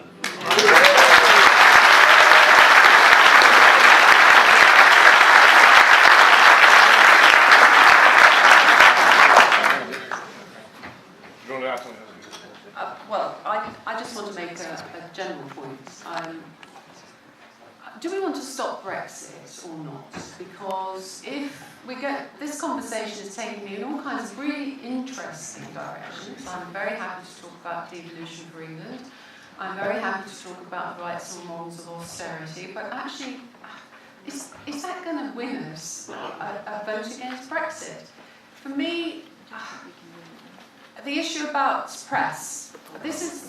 We're all suffering from confirmation bias in the room.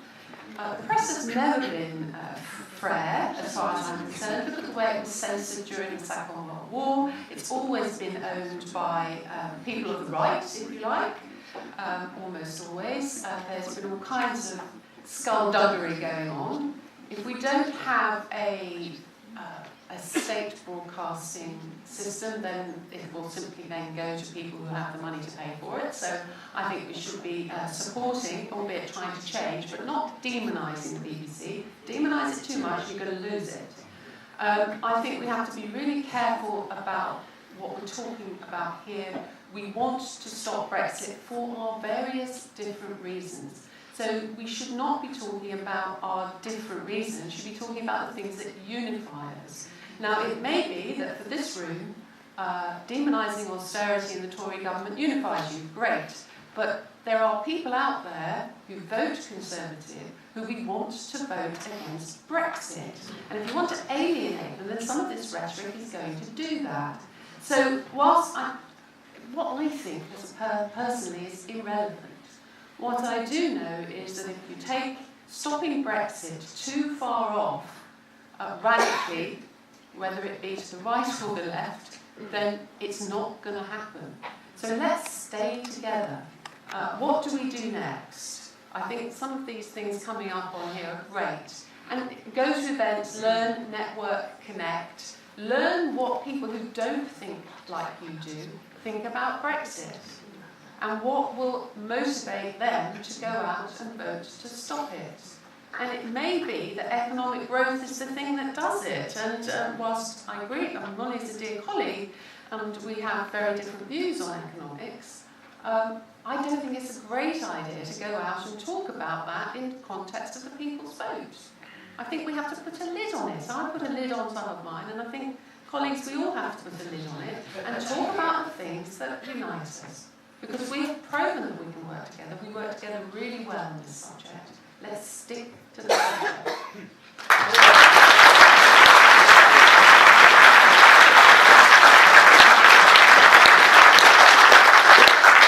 Thank you for that. I'd just like to add that I think we can all see how powerful the People's Vote campaign has been because it's been cross-party. And I'd love to see the future Remain campaign follow that sort of footprint and template. I think it's the only way we can win this. It's not a party argument, remaining in the EU or not.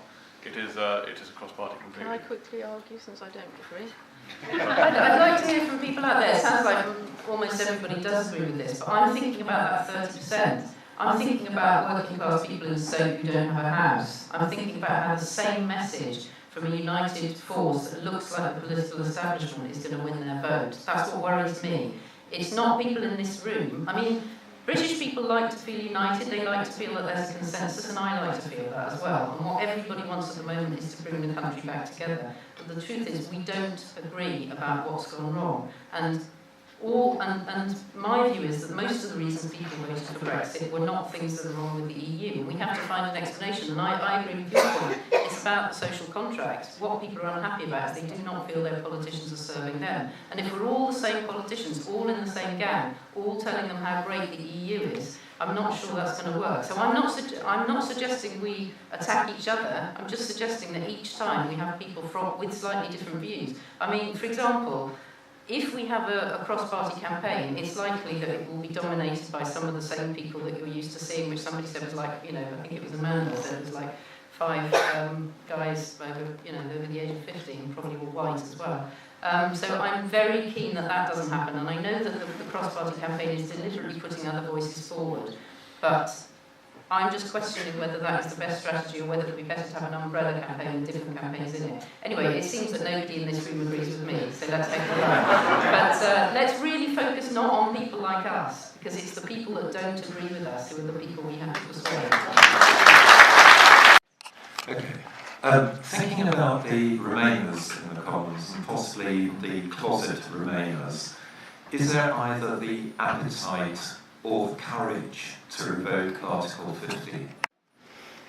I would definitely say so, because you've had some Conservative MPs who have said they'll drop the whip if it looks like they're going towards a no deal, and realistically, as many people have said throughout the room, actually, if you're going to prevent that no deal scenario, you have to have a different scenario, and to do that, you're going to have to extend Article 50, and I think several MPs have been quite brave, actually, in saying that they're prepared to work cross-party with people they completely disagree with, And actually that's one of the things that groups like this and FFS and other groups have been so good at, is when an MP comes out and says, actually, this is what I think about Brexit or Article 50 or People's Vote or whatever, it doesn't really always matter what party or what allegiance that MP has. This kind of movement's really built them up and being like, no, there's a lot of people from very different backgrounds all across the UK who support you. So I think there is the will there, but there also always has to be the support, and the need always is the support of groups like this and groups like FFS to kind of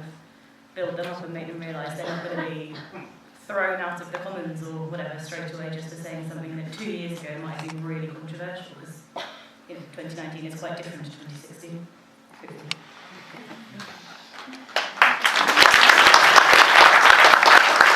I just give one small example of that? There's an MP called Sam Gina, which you will all know. And he happens to be the MP of my colleague Richard Ashworth, who is in the same boat as me. There are two of us who've been thrown out. And he's to the south east, and Sam is his MP. And we had a conversation in Brussels about Sam, and it wasn't very complimentary towards him, I have to say, from my colleague, who said he's a no-no, we'll never get him on side, he's... And the next morning, he came out in support of People's Vote. So, ladies and gentlemen, you do not know what they're thinking, because they're having to hide it really carefully. So, we need to love bomb them, we really do need to get them out, but we, as a, going back to my theme, we will only do that by showing that we're very inclusive and that it's not an uncomfortable and unpleasant place for a Tory, a sitting Tory MP to be. There are many, many more like Sam who are just waiting. And each has their own personal trigger point, who knows what it is, but what we can do is to show that the campaign is worth joining.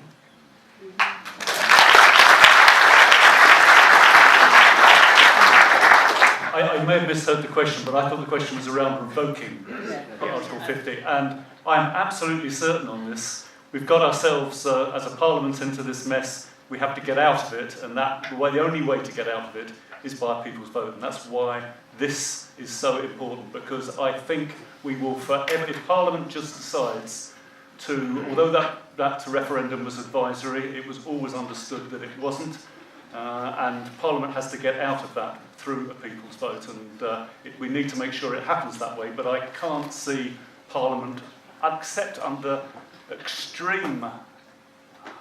I suppose there is on the 28th of March, if there's no deal, maybe there would be a way, maybe that is a way of stopping it at that point, which of course through the UCJ ruling, potentially under the right circumstances, one can do. But I don't think there is any will in Parliament to go that direct route unless it's an absolute last resort. Thank you. Yeah, I mean, just quickly to bring in the other side of the channel, what's going on in the EU 27 as well. The letter that Andrew referred to, the brilliant letter from the German kind of coalition of politicians and trade unionists, etc., who made clear the view of a lot of people from across Europe, which is, we didn't want you to make this decision in the first place, and we still don't want you to go. So, the will on the other side of the channel is, yes, they would love us to take a chance to change our mind and to stay. There's no question about that, barring a few voices. The difficulty is, they've kind of watched us having a nervous breakdown for the better part of 3 years now. And, if we are going to either extend or revoke, there are two ways this could happen. They'd quite like to know it was for something other than continuing to watch us having a nervous breakdown for another 3 years. I mean, to be honest, from this side of the channel, if that's what we wind up doing, then that's probably better than leaving altogether. But, most people will be utterly bored of it by then, never mind on this side of the channel.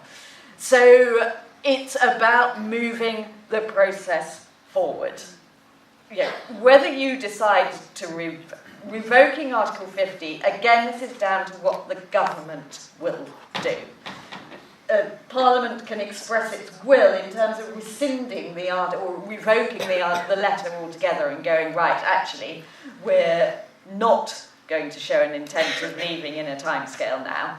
That would be the revocation. I think the first process is going to be an extension, and then it may get to revocation after that, but by extending Article 50, we are still a member state.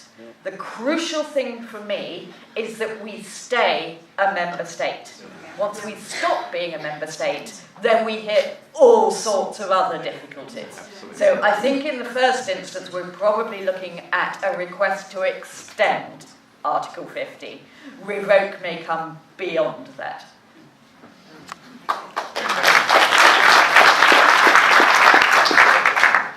I was very pleased to hear Andrew end his keynote speech by using the phrase "more Europe."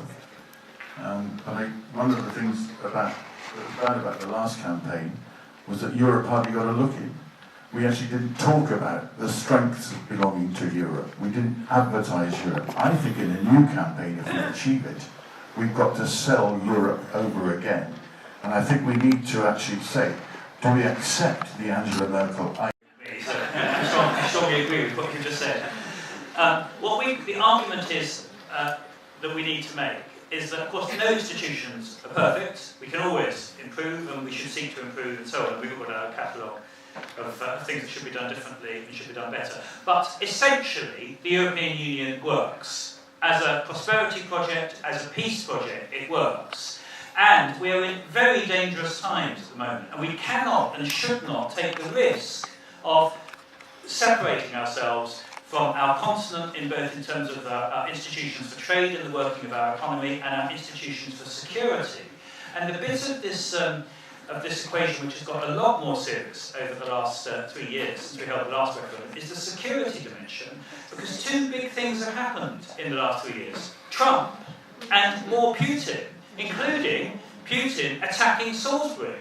Let's be clear what's been happening. At the moment, what we have in terms of our relations with the two major economic and security nations to our west and to our east is a very, very fragile state. And just to bring this into sharp relief, I met recently the Foreign Minister of Estonia, one of the 3 Baltic states which have joined both NATO and the EU since being liberated from the Soviet Union in 1990. Remember, that was a very difficult liberation. The whole of the collapse of the Berlin Wall, that was difficult anyway, but Gorbachev in his dying throes in 1990 very nearly retook the Baltic states. I mean, there was a kind of reverse coup that took place. It was very, very difficult and dangerous. And of course, you've got large Russian minorities in those 3 states too. And at any moment, the fear is, rather like the Sudeten crisis in the 1930s, you could get Putin moving in and whipping up the Russian minorities and using it as an excuse to do this. Now, Britain, at the moment, one of the great things we're doing, Britain is leading the NATO exercises in Estonia, because NATO has got significant troops now in the 3 Baltic states to make it very clear to Putin that if he tries any dangerous business there, that we will invoke the Article 5 commitment, that an attack on any is an attack on all, and we will be there, we will defend them. And when I met the Estonian Prime Minister, I said to him in my sort of ultra, responsible line, not having divisions, doing what Julia's telling me we should do, which is not say things that divide us. And I said, look, I know that there are differences of opinion as what we should do in Britain, but I tell you, on behalf of all of the British political parties and the government, we will, whatever happens to Brexit, we're going to remain in NATO, we will be there with these exercises, we will defend the Baltic. You need to understand that. We're not going to stand by and allow Putin to invade. And he said to me, Lord Adonis, every morning, he said, every morning I wake up and the 2 things I worry about are Trump and Brexit. He said, I worry about Trump because I worry that his next tweets might disown NATO and make our security vulnerable, and God knows what might happen when he and Putin are together with nothing other than an interpreter as to what might happen there. He said, on Brexit, he said, the reason I worry is I worry that once you start to disengage from the continent, where will it stop? Now, those concerns on the part of the Estonian Foreign Minister are very, very well founded. The truth is that Trump's commitment to NATO is no more than lukewarm. No more than lukewarm at all. And he might at any stage pull the plug on it, either rhetorically, which is more than enough maybe for Putin to miscalculate, or in a real sense in terms of withdrawing support for it. And in terms of Brexit, anyone, any historian, and there'll be, this is a great university, lots of historians in the room, know that the idea that you can clinically separate out working together in terms of trade and economics and working together in terms of security is for the birds. The run-up to the First World War, the first big crisis in Anglo-German relations wasn't actually on security and armaments, it was tariffs. It was a big trade war that began with Germany erecting tariff barriers as it was seeking to challenge Britain's economic supremacy in the 1870s and 1880s that did it. That then led to growing imperial rivalry and then to rivalry in Europe and so on. So it is absolutely essential that we make this argument for more Europe. That what we do not want is to weaken existing European institutions at this time of huge peril in terms of our economic and our security relations. And what we want, for example, because this is the kind of dialogue we need to have with our German friends, the Germans do not spend nearly enough on defence at the moment. They need to make a far, far bigger commitment to the defence of Europe, just as we need to make, to be blunt, a far, far bigger commitment to economic partnership in Europe. We all need to raise our game in terms of our European engagement, but obviously the single most important thing we can do to raise our game is to end Brexit and to stay in the European Union in the first place.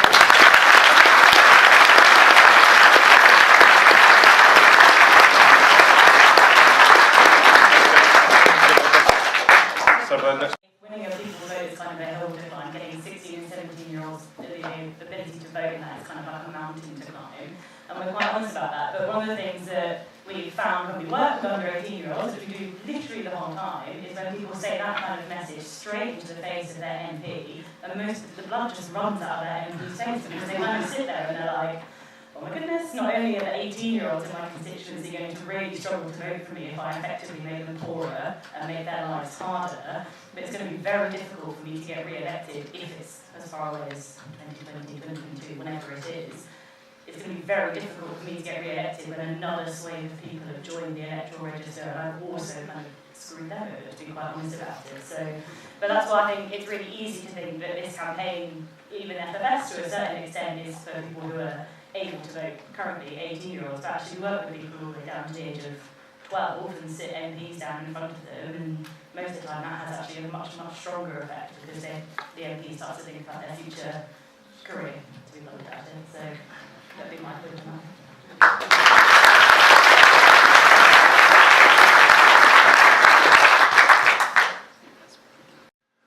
Most of them were young Labour supporters.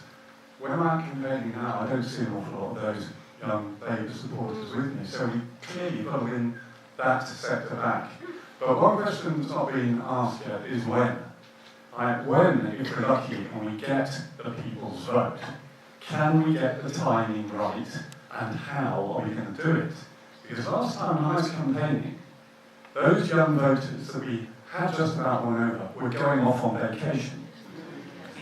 And despite our best efforts, we weren't winning around to use all the media at their disposal, their postal vote, their distant vote.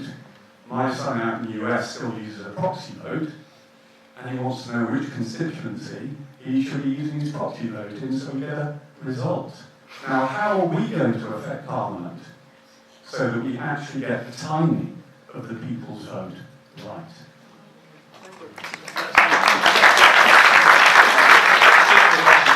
It's important, I'm just speaking for myself at the moment, but as Parliament will decide these questions. I think it's very important that the next referendum is in university term, so that young people can vote much more easily than last time. So it shouldn't be at the end of June when all the students have gone. I think it should either be in May or in October. And if I could deal with this issue about votes for 16, 17-year-olds. Again, this is a contentious issue still, but I think there's a good chance that Parliament will decide in a referendum to give the vote to 16 and 17-year-olds. There's probably a majority for it now in the House of Commons, including a number of former Conservative education ministers who have come out in favour, Nicky Morgan and others have come out in favour of it. The Scots have given the vote to 16 and 17-year-olds in their elections. The Welsh have done the same. The Welsh Assembly has done it. Of course, the Scottish young 16 and 17-year-olds had a vote in their last referendum. So I think there's a good chance that will happen. My own view is that it should happen. because the young people, 16 and 17-year-olds, have more at stake in terms of more of their future at stake than anyone. I also think we need to make two other reforms if we're going to do that, which I'll certainly be strongly supporting in the House of Lords. The first is there should be automatic registration of young people. The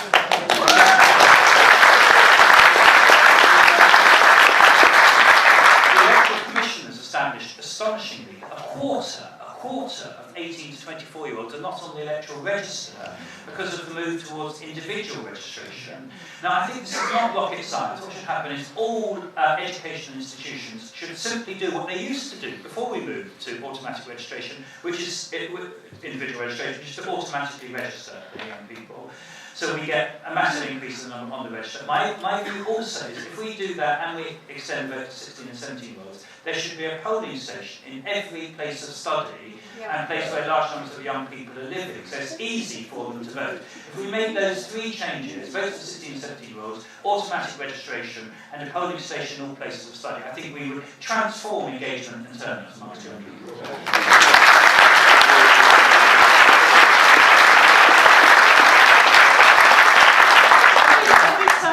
People get really fed up with the mess of Brexit. Somebody sends around that picture of David Cameron sitting outside his shepherd's hut. Yes, as a Quaker, that really challenges me, that picture. But I want to say of all the many very irritating things David Cameron did, one was choosing the time to be when students went to university. I mean, he had a complete choice about what to call this referendum. He chose it to have a time when it was much less likely that young people would be able to vote. And previously, just 2 years previously, he had ended automatic registration at universities for young people, which I fought against as a local councillor, which was clearly, I think, deliberately designed to remove people less likely to vote Conservative from the electoral roll. Anyway, for whatever reason, it was a terrible, terrible idea, because young people previously were registered in two places, at their place of study and at home. And mums did it at home, probably nearly all mums, tell me if you're a dad did it, and at university that was automatically done. So, you know, the opportunity to vote was there, and that has now gone, and that's partly why young people are not voting. There's a lot of dates that actually can't be shifted. This is one of the things you see from our side of the channel, as it were, that Parliament is saying, oh, we can do this and we can do that. But Europe is very strong on statute, and dates are fixed and they cannot be moved. So 26, everybody else in Europe votes on a Sunday. This is another thing that's weird about us, like our plugs, we vote on a Thursday. Everybody has the European elections on the 26th of May, ours will be on the 23rd of May. They cannot be shifted. If we're still members then, we have to hold those European elections. Now, that could just about be fudged, but what cannot be fudged is the reconstitution of the Parliament, which happens on the 1st of July. Because imagine, once the seats have been reallocated, which they only will be when Brexit happens, but imagine they're reallocated and I don't think Germany's getting any more seats, are they? But if I recall correctly, France are. So you're a French person who's won a seat, and then we have a referendum and decide we're leaving and you've now lost, or we're staying and you've now lost your seat. These things cannot happen. So the timetable is very much fixed by dates that are already there. So time is short.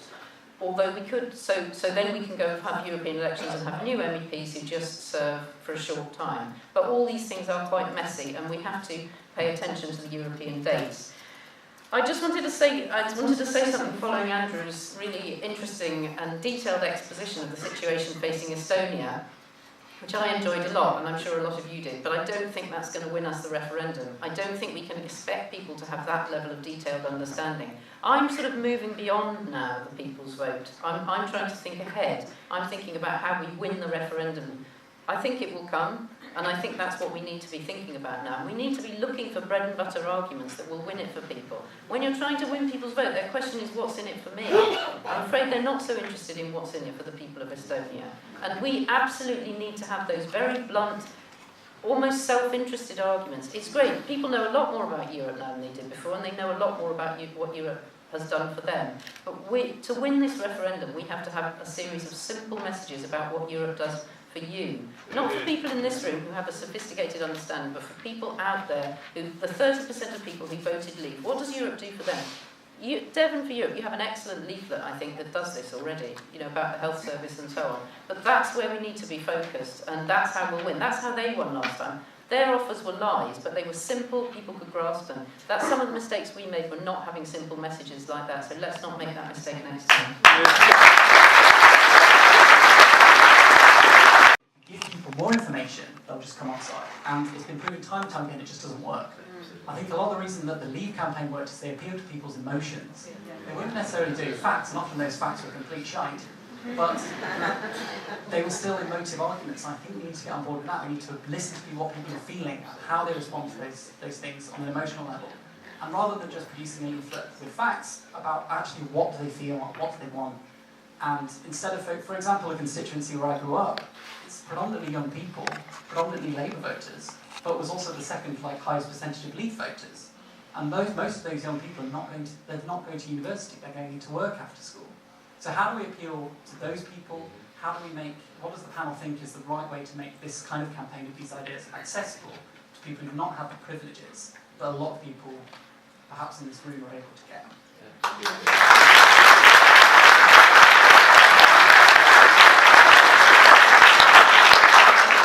Yeah, I absolutely agree in terms of we amongst ourselves can have those sort of second level conversations. I work on security issues in the European Parliament, and it is really important, but that's not going to win our voters in Sunderland.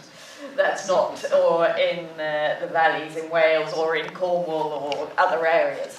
It is that simplicity. I maintain that this is a problem that has been made in the UK, and it's a problem that we're going to solve in the UK, but we're going to solve it by talking about our own country. And I think part of our messaging has to be about pride in our country, and that our country is better than this. That we are better, we are bigger, we are stronger through our leading role inside the European Union. Yeah, that's a kind of off the top of my message, but this is where I don't think we're going to win the "you've got to love Europe" argument in the process of this referendum necessarily. I'm happy to make those arguments. I love Europe, so I'm very happy to get to that level of argument. But the first point has to be what is in the interests of British citizens and in the interests of our country.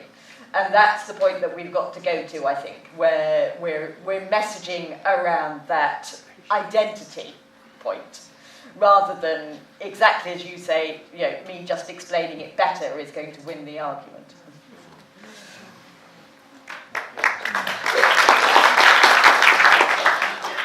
Well, I'd like to come back to something I said earlier. For an awful lot of people, they just wanted to go away. And whilst I'd like to win fine intellectual arguments, actually I just want to win a vote.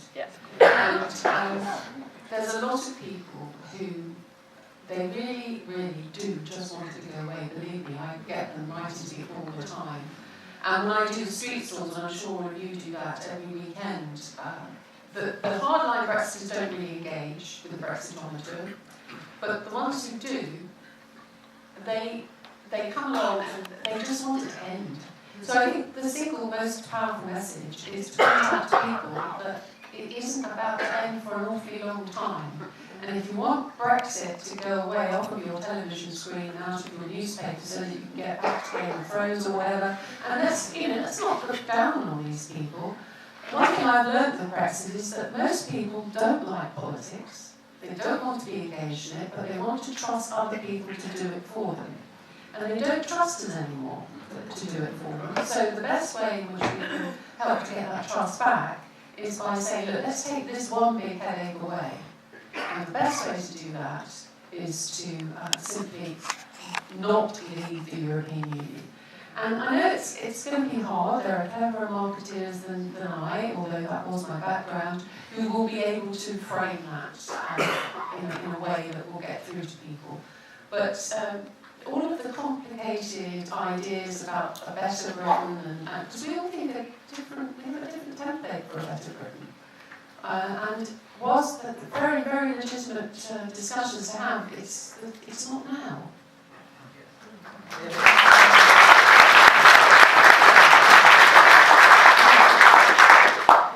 So I think that was a really important point, and it was kind of one of the things that the three of us who eventually set up FFS were so determined about, actually, when we started. And if you look at even just where we came from, it was North Cornwall, Dover, and Council Estate in South London, so it's not kind of like a lot of maybe other people who have been involved in this for X many years. But I think there also has to be a kind of almost like a joining up of a lot of the issues we've spoken about. So we spoke about the BBC and the media and how they're not giving this the attention it should do. But realistically, one of the events I was most proud of from FFS was when we had a room full of people in Carmarthen in South Wales, and they were going to question Jeremy Corbyn about Brexit. But there was absolutely no way the BBC were going to cover that, because it was in Carmarthen in South Wales, and it took me 6.5 hours to get there. So the idea that they would send a TV crew or even just a reporter to get there was ridiculous and was never going to happen. So actually the way that we tackled it was we just went with like local media and Welsh media, which I actually think has even more of an importance to play. I mean, I appreciate that local media has been kind of decimated really over the last few years, and particularly in Cornwall and Wales and those places again. Actually it's really important because that is what my family listen to, it's what I listen to, and it's what a lot of these people listen to. So there always has to be a certain element as well of holding your nerve slightly. And people tell us the whole time that we're London-centric, that we're elitist people just hothousing in Millbank Tower. But I spend more time on a train than I do in Millbank Tower, so it can be a bit frustrating. But I think like the campaign, people don't campaign, they do listen to this feedback, and have people like me and Femi and a whole range of people saying into the ears of all the MPs and all the people who are helping coordinate it the whole time that it can't be led by the same people, that it has to be led by our young campaigners from Redcar or Redditch or like working class young white men who need to talk to people because representation really matters. But it's just as important that everybody in this room says the same thing to those people as well, because they are already trying and starting to think about what this kind of new referendum could look like, and I mean like actually look like who is going to be the people who lead it. So I think sometimes it can be really difficult, and I think you probably don't always get a response to emails or letters that get sent in, but it absolutely 100% has an effect on the people behind the campaign. Let me say we've got about 10 to 15 minutes max more questions, so we're going to really crack on and quickly add to what was said on this as well is that every year we're running messaging workshops, brainstorming sessions. Messaging is very, very important. We realise that for the future campaign, and I think groups around the country doing the same thing. We'll be feeding the results of our messaging brainstorming up to London, and we're designing our leaflets based on those as well. So the messaging, we realised that the last campaign was actually totally flawed, and the messaging this time will be very, very different and much more positive. Okay. Is there any appetite for a national government? Frankly, I think that all the parties in Westminster should get together. Those that are like the Rees-Mogg, you'll never persuade them. Mrs May is now poisoned, she's toxic. Whatever she does, people are going to hate it. So those people who are willing to sit and have a conversation, and they will possibly give people the hope that it is going to end, but I have to ask for, I think, some rescindation of Article 50 so that we can have a proper national conversation and people would be able to concentrate on the messages they want, and we'd be able to then ensure that all young people are on the electoral register. It can be done. Is there any appetite for a national government in Westminster? I can't see any other way through this. I don't think anybody else really wants to. The answer is we haven't got time. It's just so important to concentrate on what we're trying to do at the moment to get a people's vote. What happens if we had another election, I suppose, is, which I don't think anybody, well, maybe, yes, the Labour Party leadership certainly wants it, but I can't see anything but a result similar to what we've got at the moment. But I think that is the wrong agenda at the present moment, and perhaps we'll see this week the alternative to that, which is actually parliamentarians starting to take control of this process far more than they have done in the past. And I think that is a mechanism that can just about work.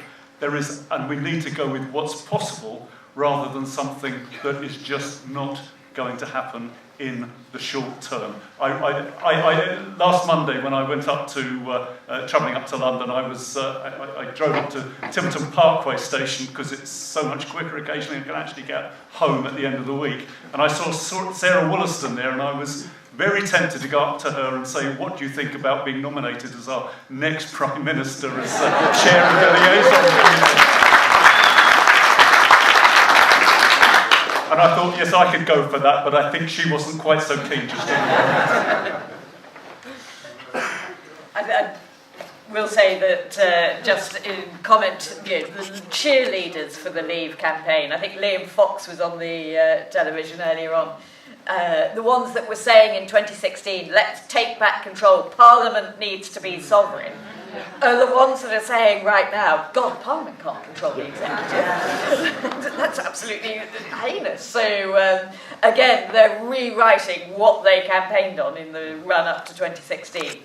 But I completely agree with Robin that we're not going to get the political shift that means there's a national government. May is still the Prime Minister. What we are seeing, and which is so welcome, is that backbench cooperation and working together and building a different solution. And I look forward to watching events in a different chamber this week. To yours. Coming from the people, drawing in people from all parties and of none. We haven't seen a movement like this in this country for a very, very long time. And I think it's terribly important that we, the Remainers in this group, put out our very best efforts to persuade, if we get a people's vote, I know that's very much in question, to persuade our friends and neighbours, the people we live next to. If every single Remainer made it their target to turn one lever into voting for Remain, we might achieve it. And to that end, that was my comment. My question is, how do we combat the appalling ignorance about the EU? I have my target lever already in my village.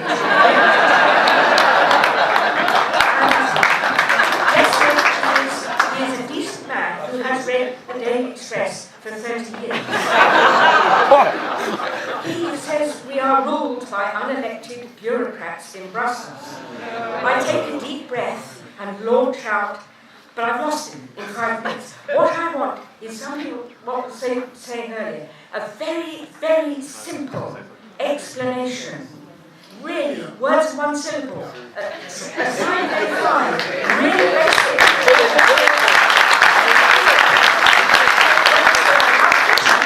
The fishery thing is so complex. I want it boiled down to those 5 bullet points, which I can say, here it is, and then I will turn my lever in my village. And I urge you all to do the same.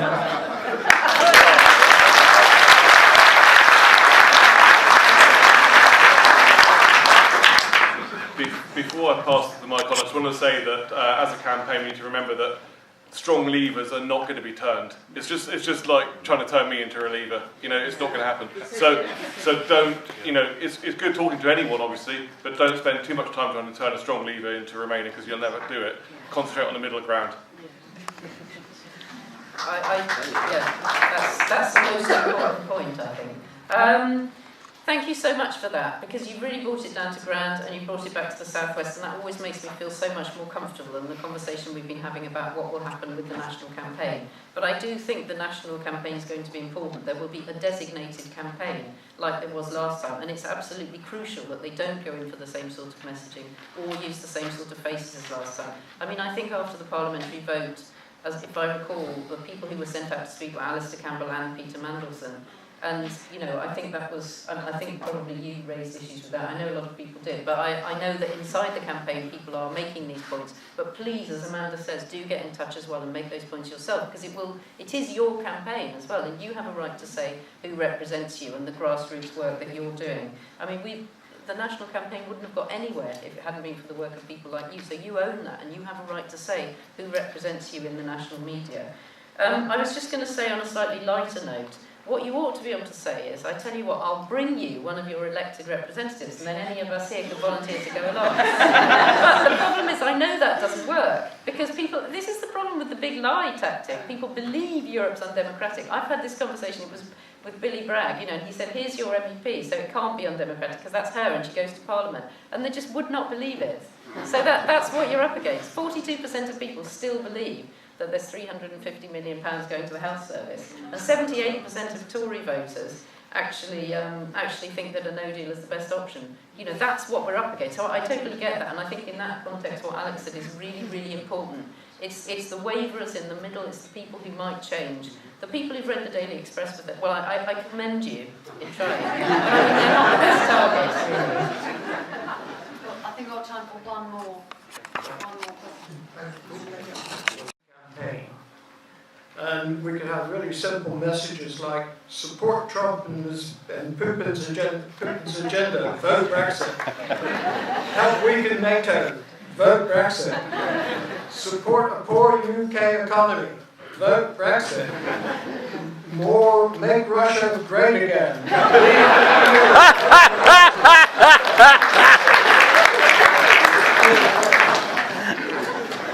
MPs being afraid to do what's right for the country. And I've felt that for 2.5 years, that with a few exceptions, many of them are cowards. We are at their mercy, whatever we do. Is there any way, or do you have any ideas, or how we can actually, I mean, I think Churchill said, you know, the order of priorities are country, constituents, and then your parliament. I mean, the country isn't even on the agenda, it seems, a lot of the time. It's all about the party, maybe their constituents. Is there any, do you have any suggestions about how we can help the MPs who are afraid, if not cowardly, how to do what is right for the country?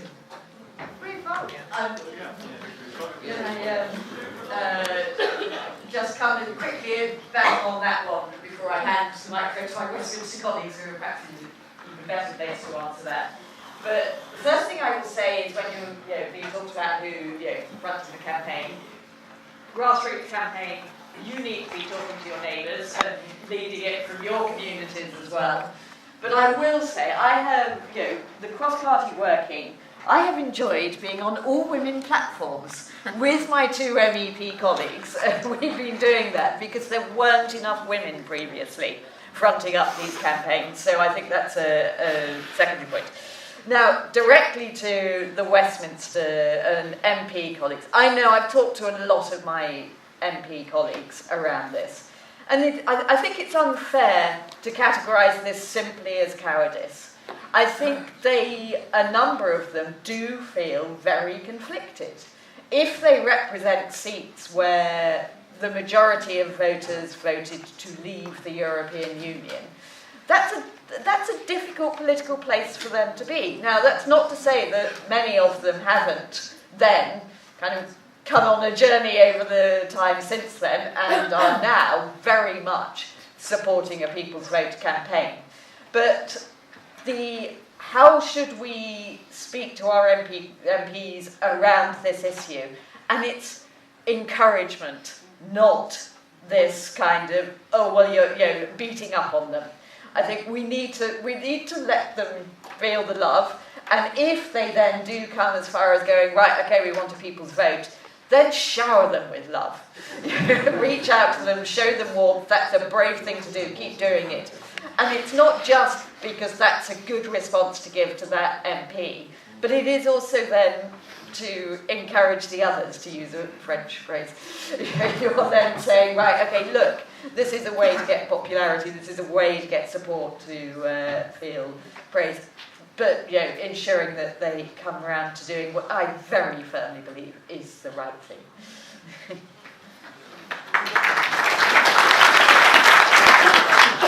I think it is a problem in some cases, but what I want to end on is saying that there are some fantastically brave members of Parliament out there. I mean, we all know the situation of Anna Soubry.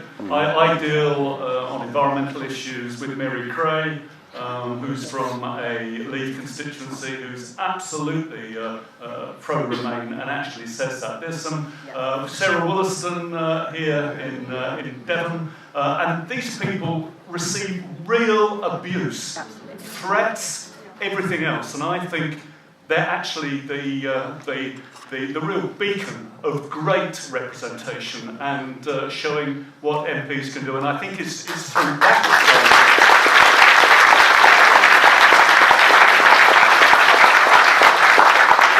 their example, I think, that shows others that this is possible. There is a personal hit on it, but it's, in the end of the day, what they need to go for what they feel is right. And those examples are there.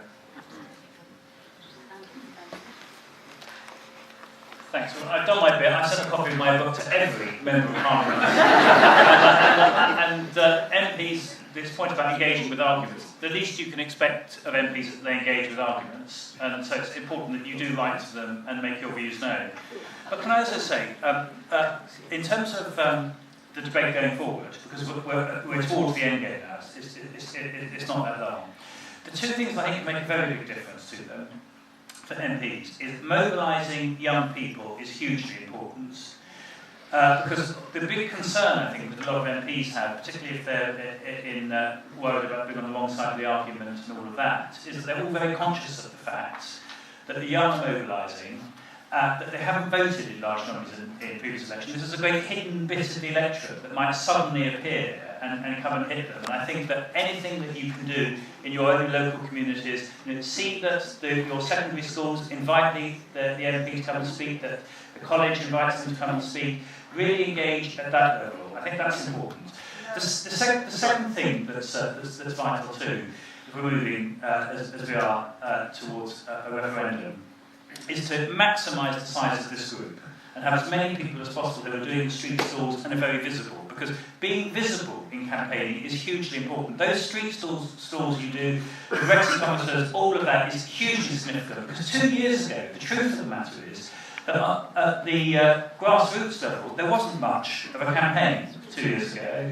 It wasn't very visible. I saw hardly any Better In campaigners in the high streets and in the communities. There were hardly any posters, there weren't people wearing badges, there weren't any of that. We can all do our bit in that respect.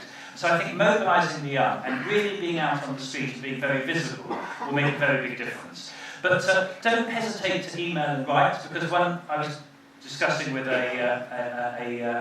one of those Tory MPs, because though there were some who are brave, let me be clear, there are a lot who aren't being brave at all at the moment, who said that they didn't think that there was great public support out there. They said that they got more emails each week on badgers and foxes than on Brexit.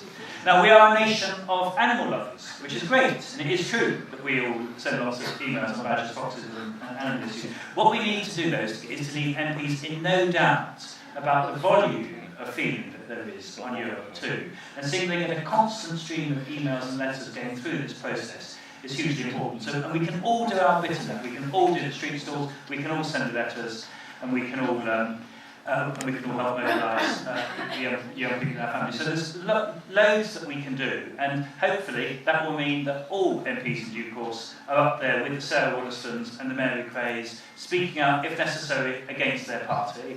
So don't hold back, be out there, do everything that we can do, and I just want to end by paying tribute to what you are doing in Devon for Europe. Organisations like this will be now, I imagine, the largest political organisation in Devon, quite possibly.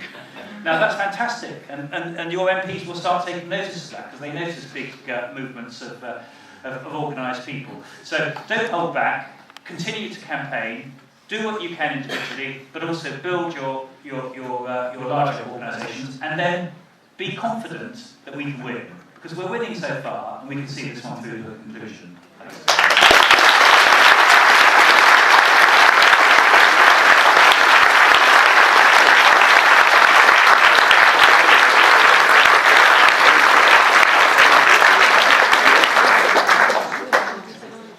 Right, I'm very conscious that books to sign and people to speak to and trains to catch.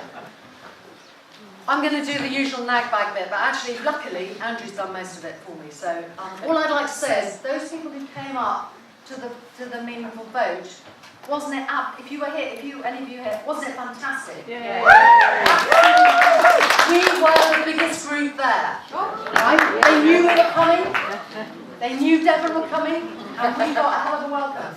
29th, are we going to go again? Who's going to go? I'm going to go.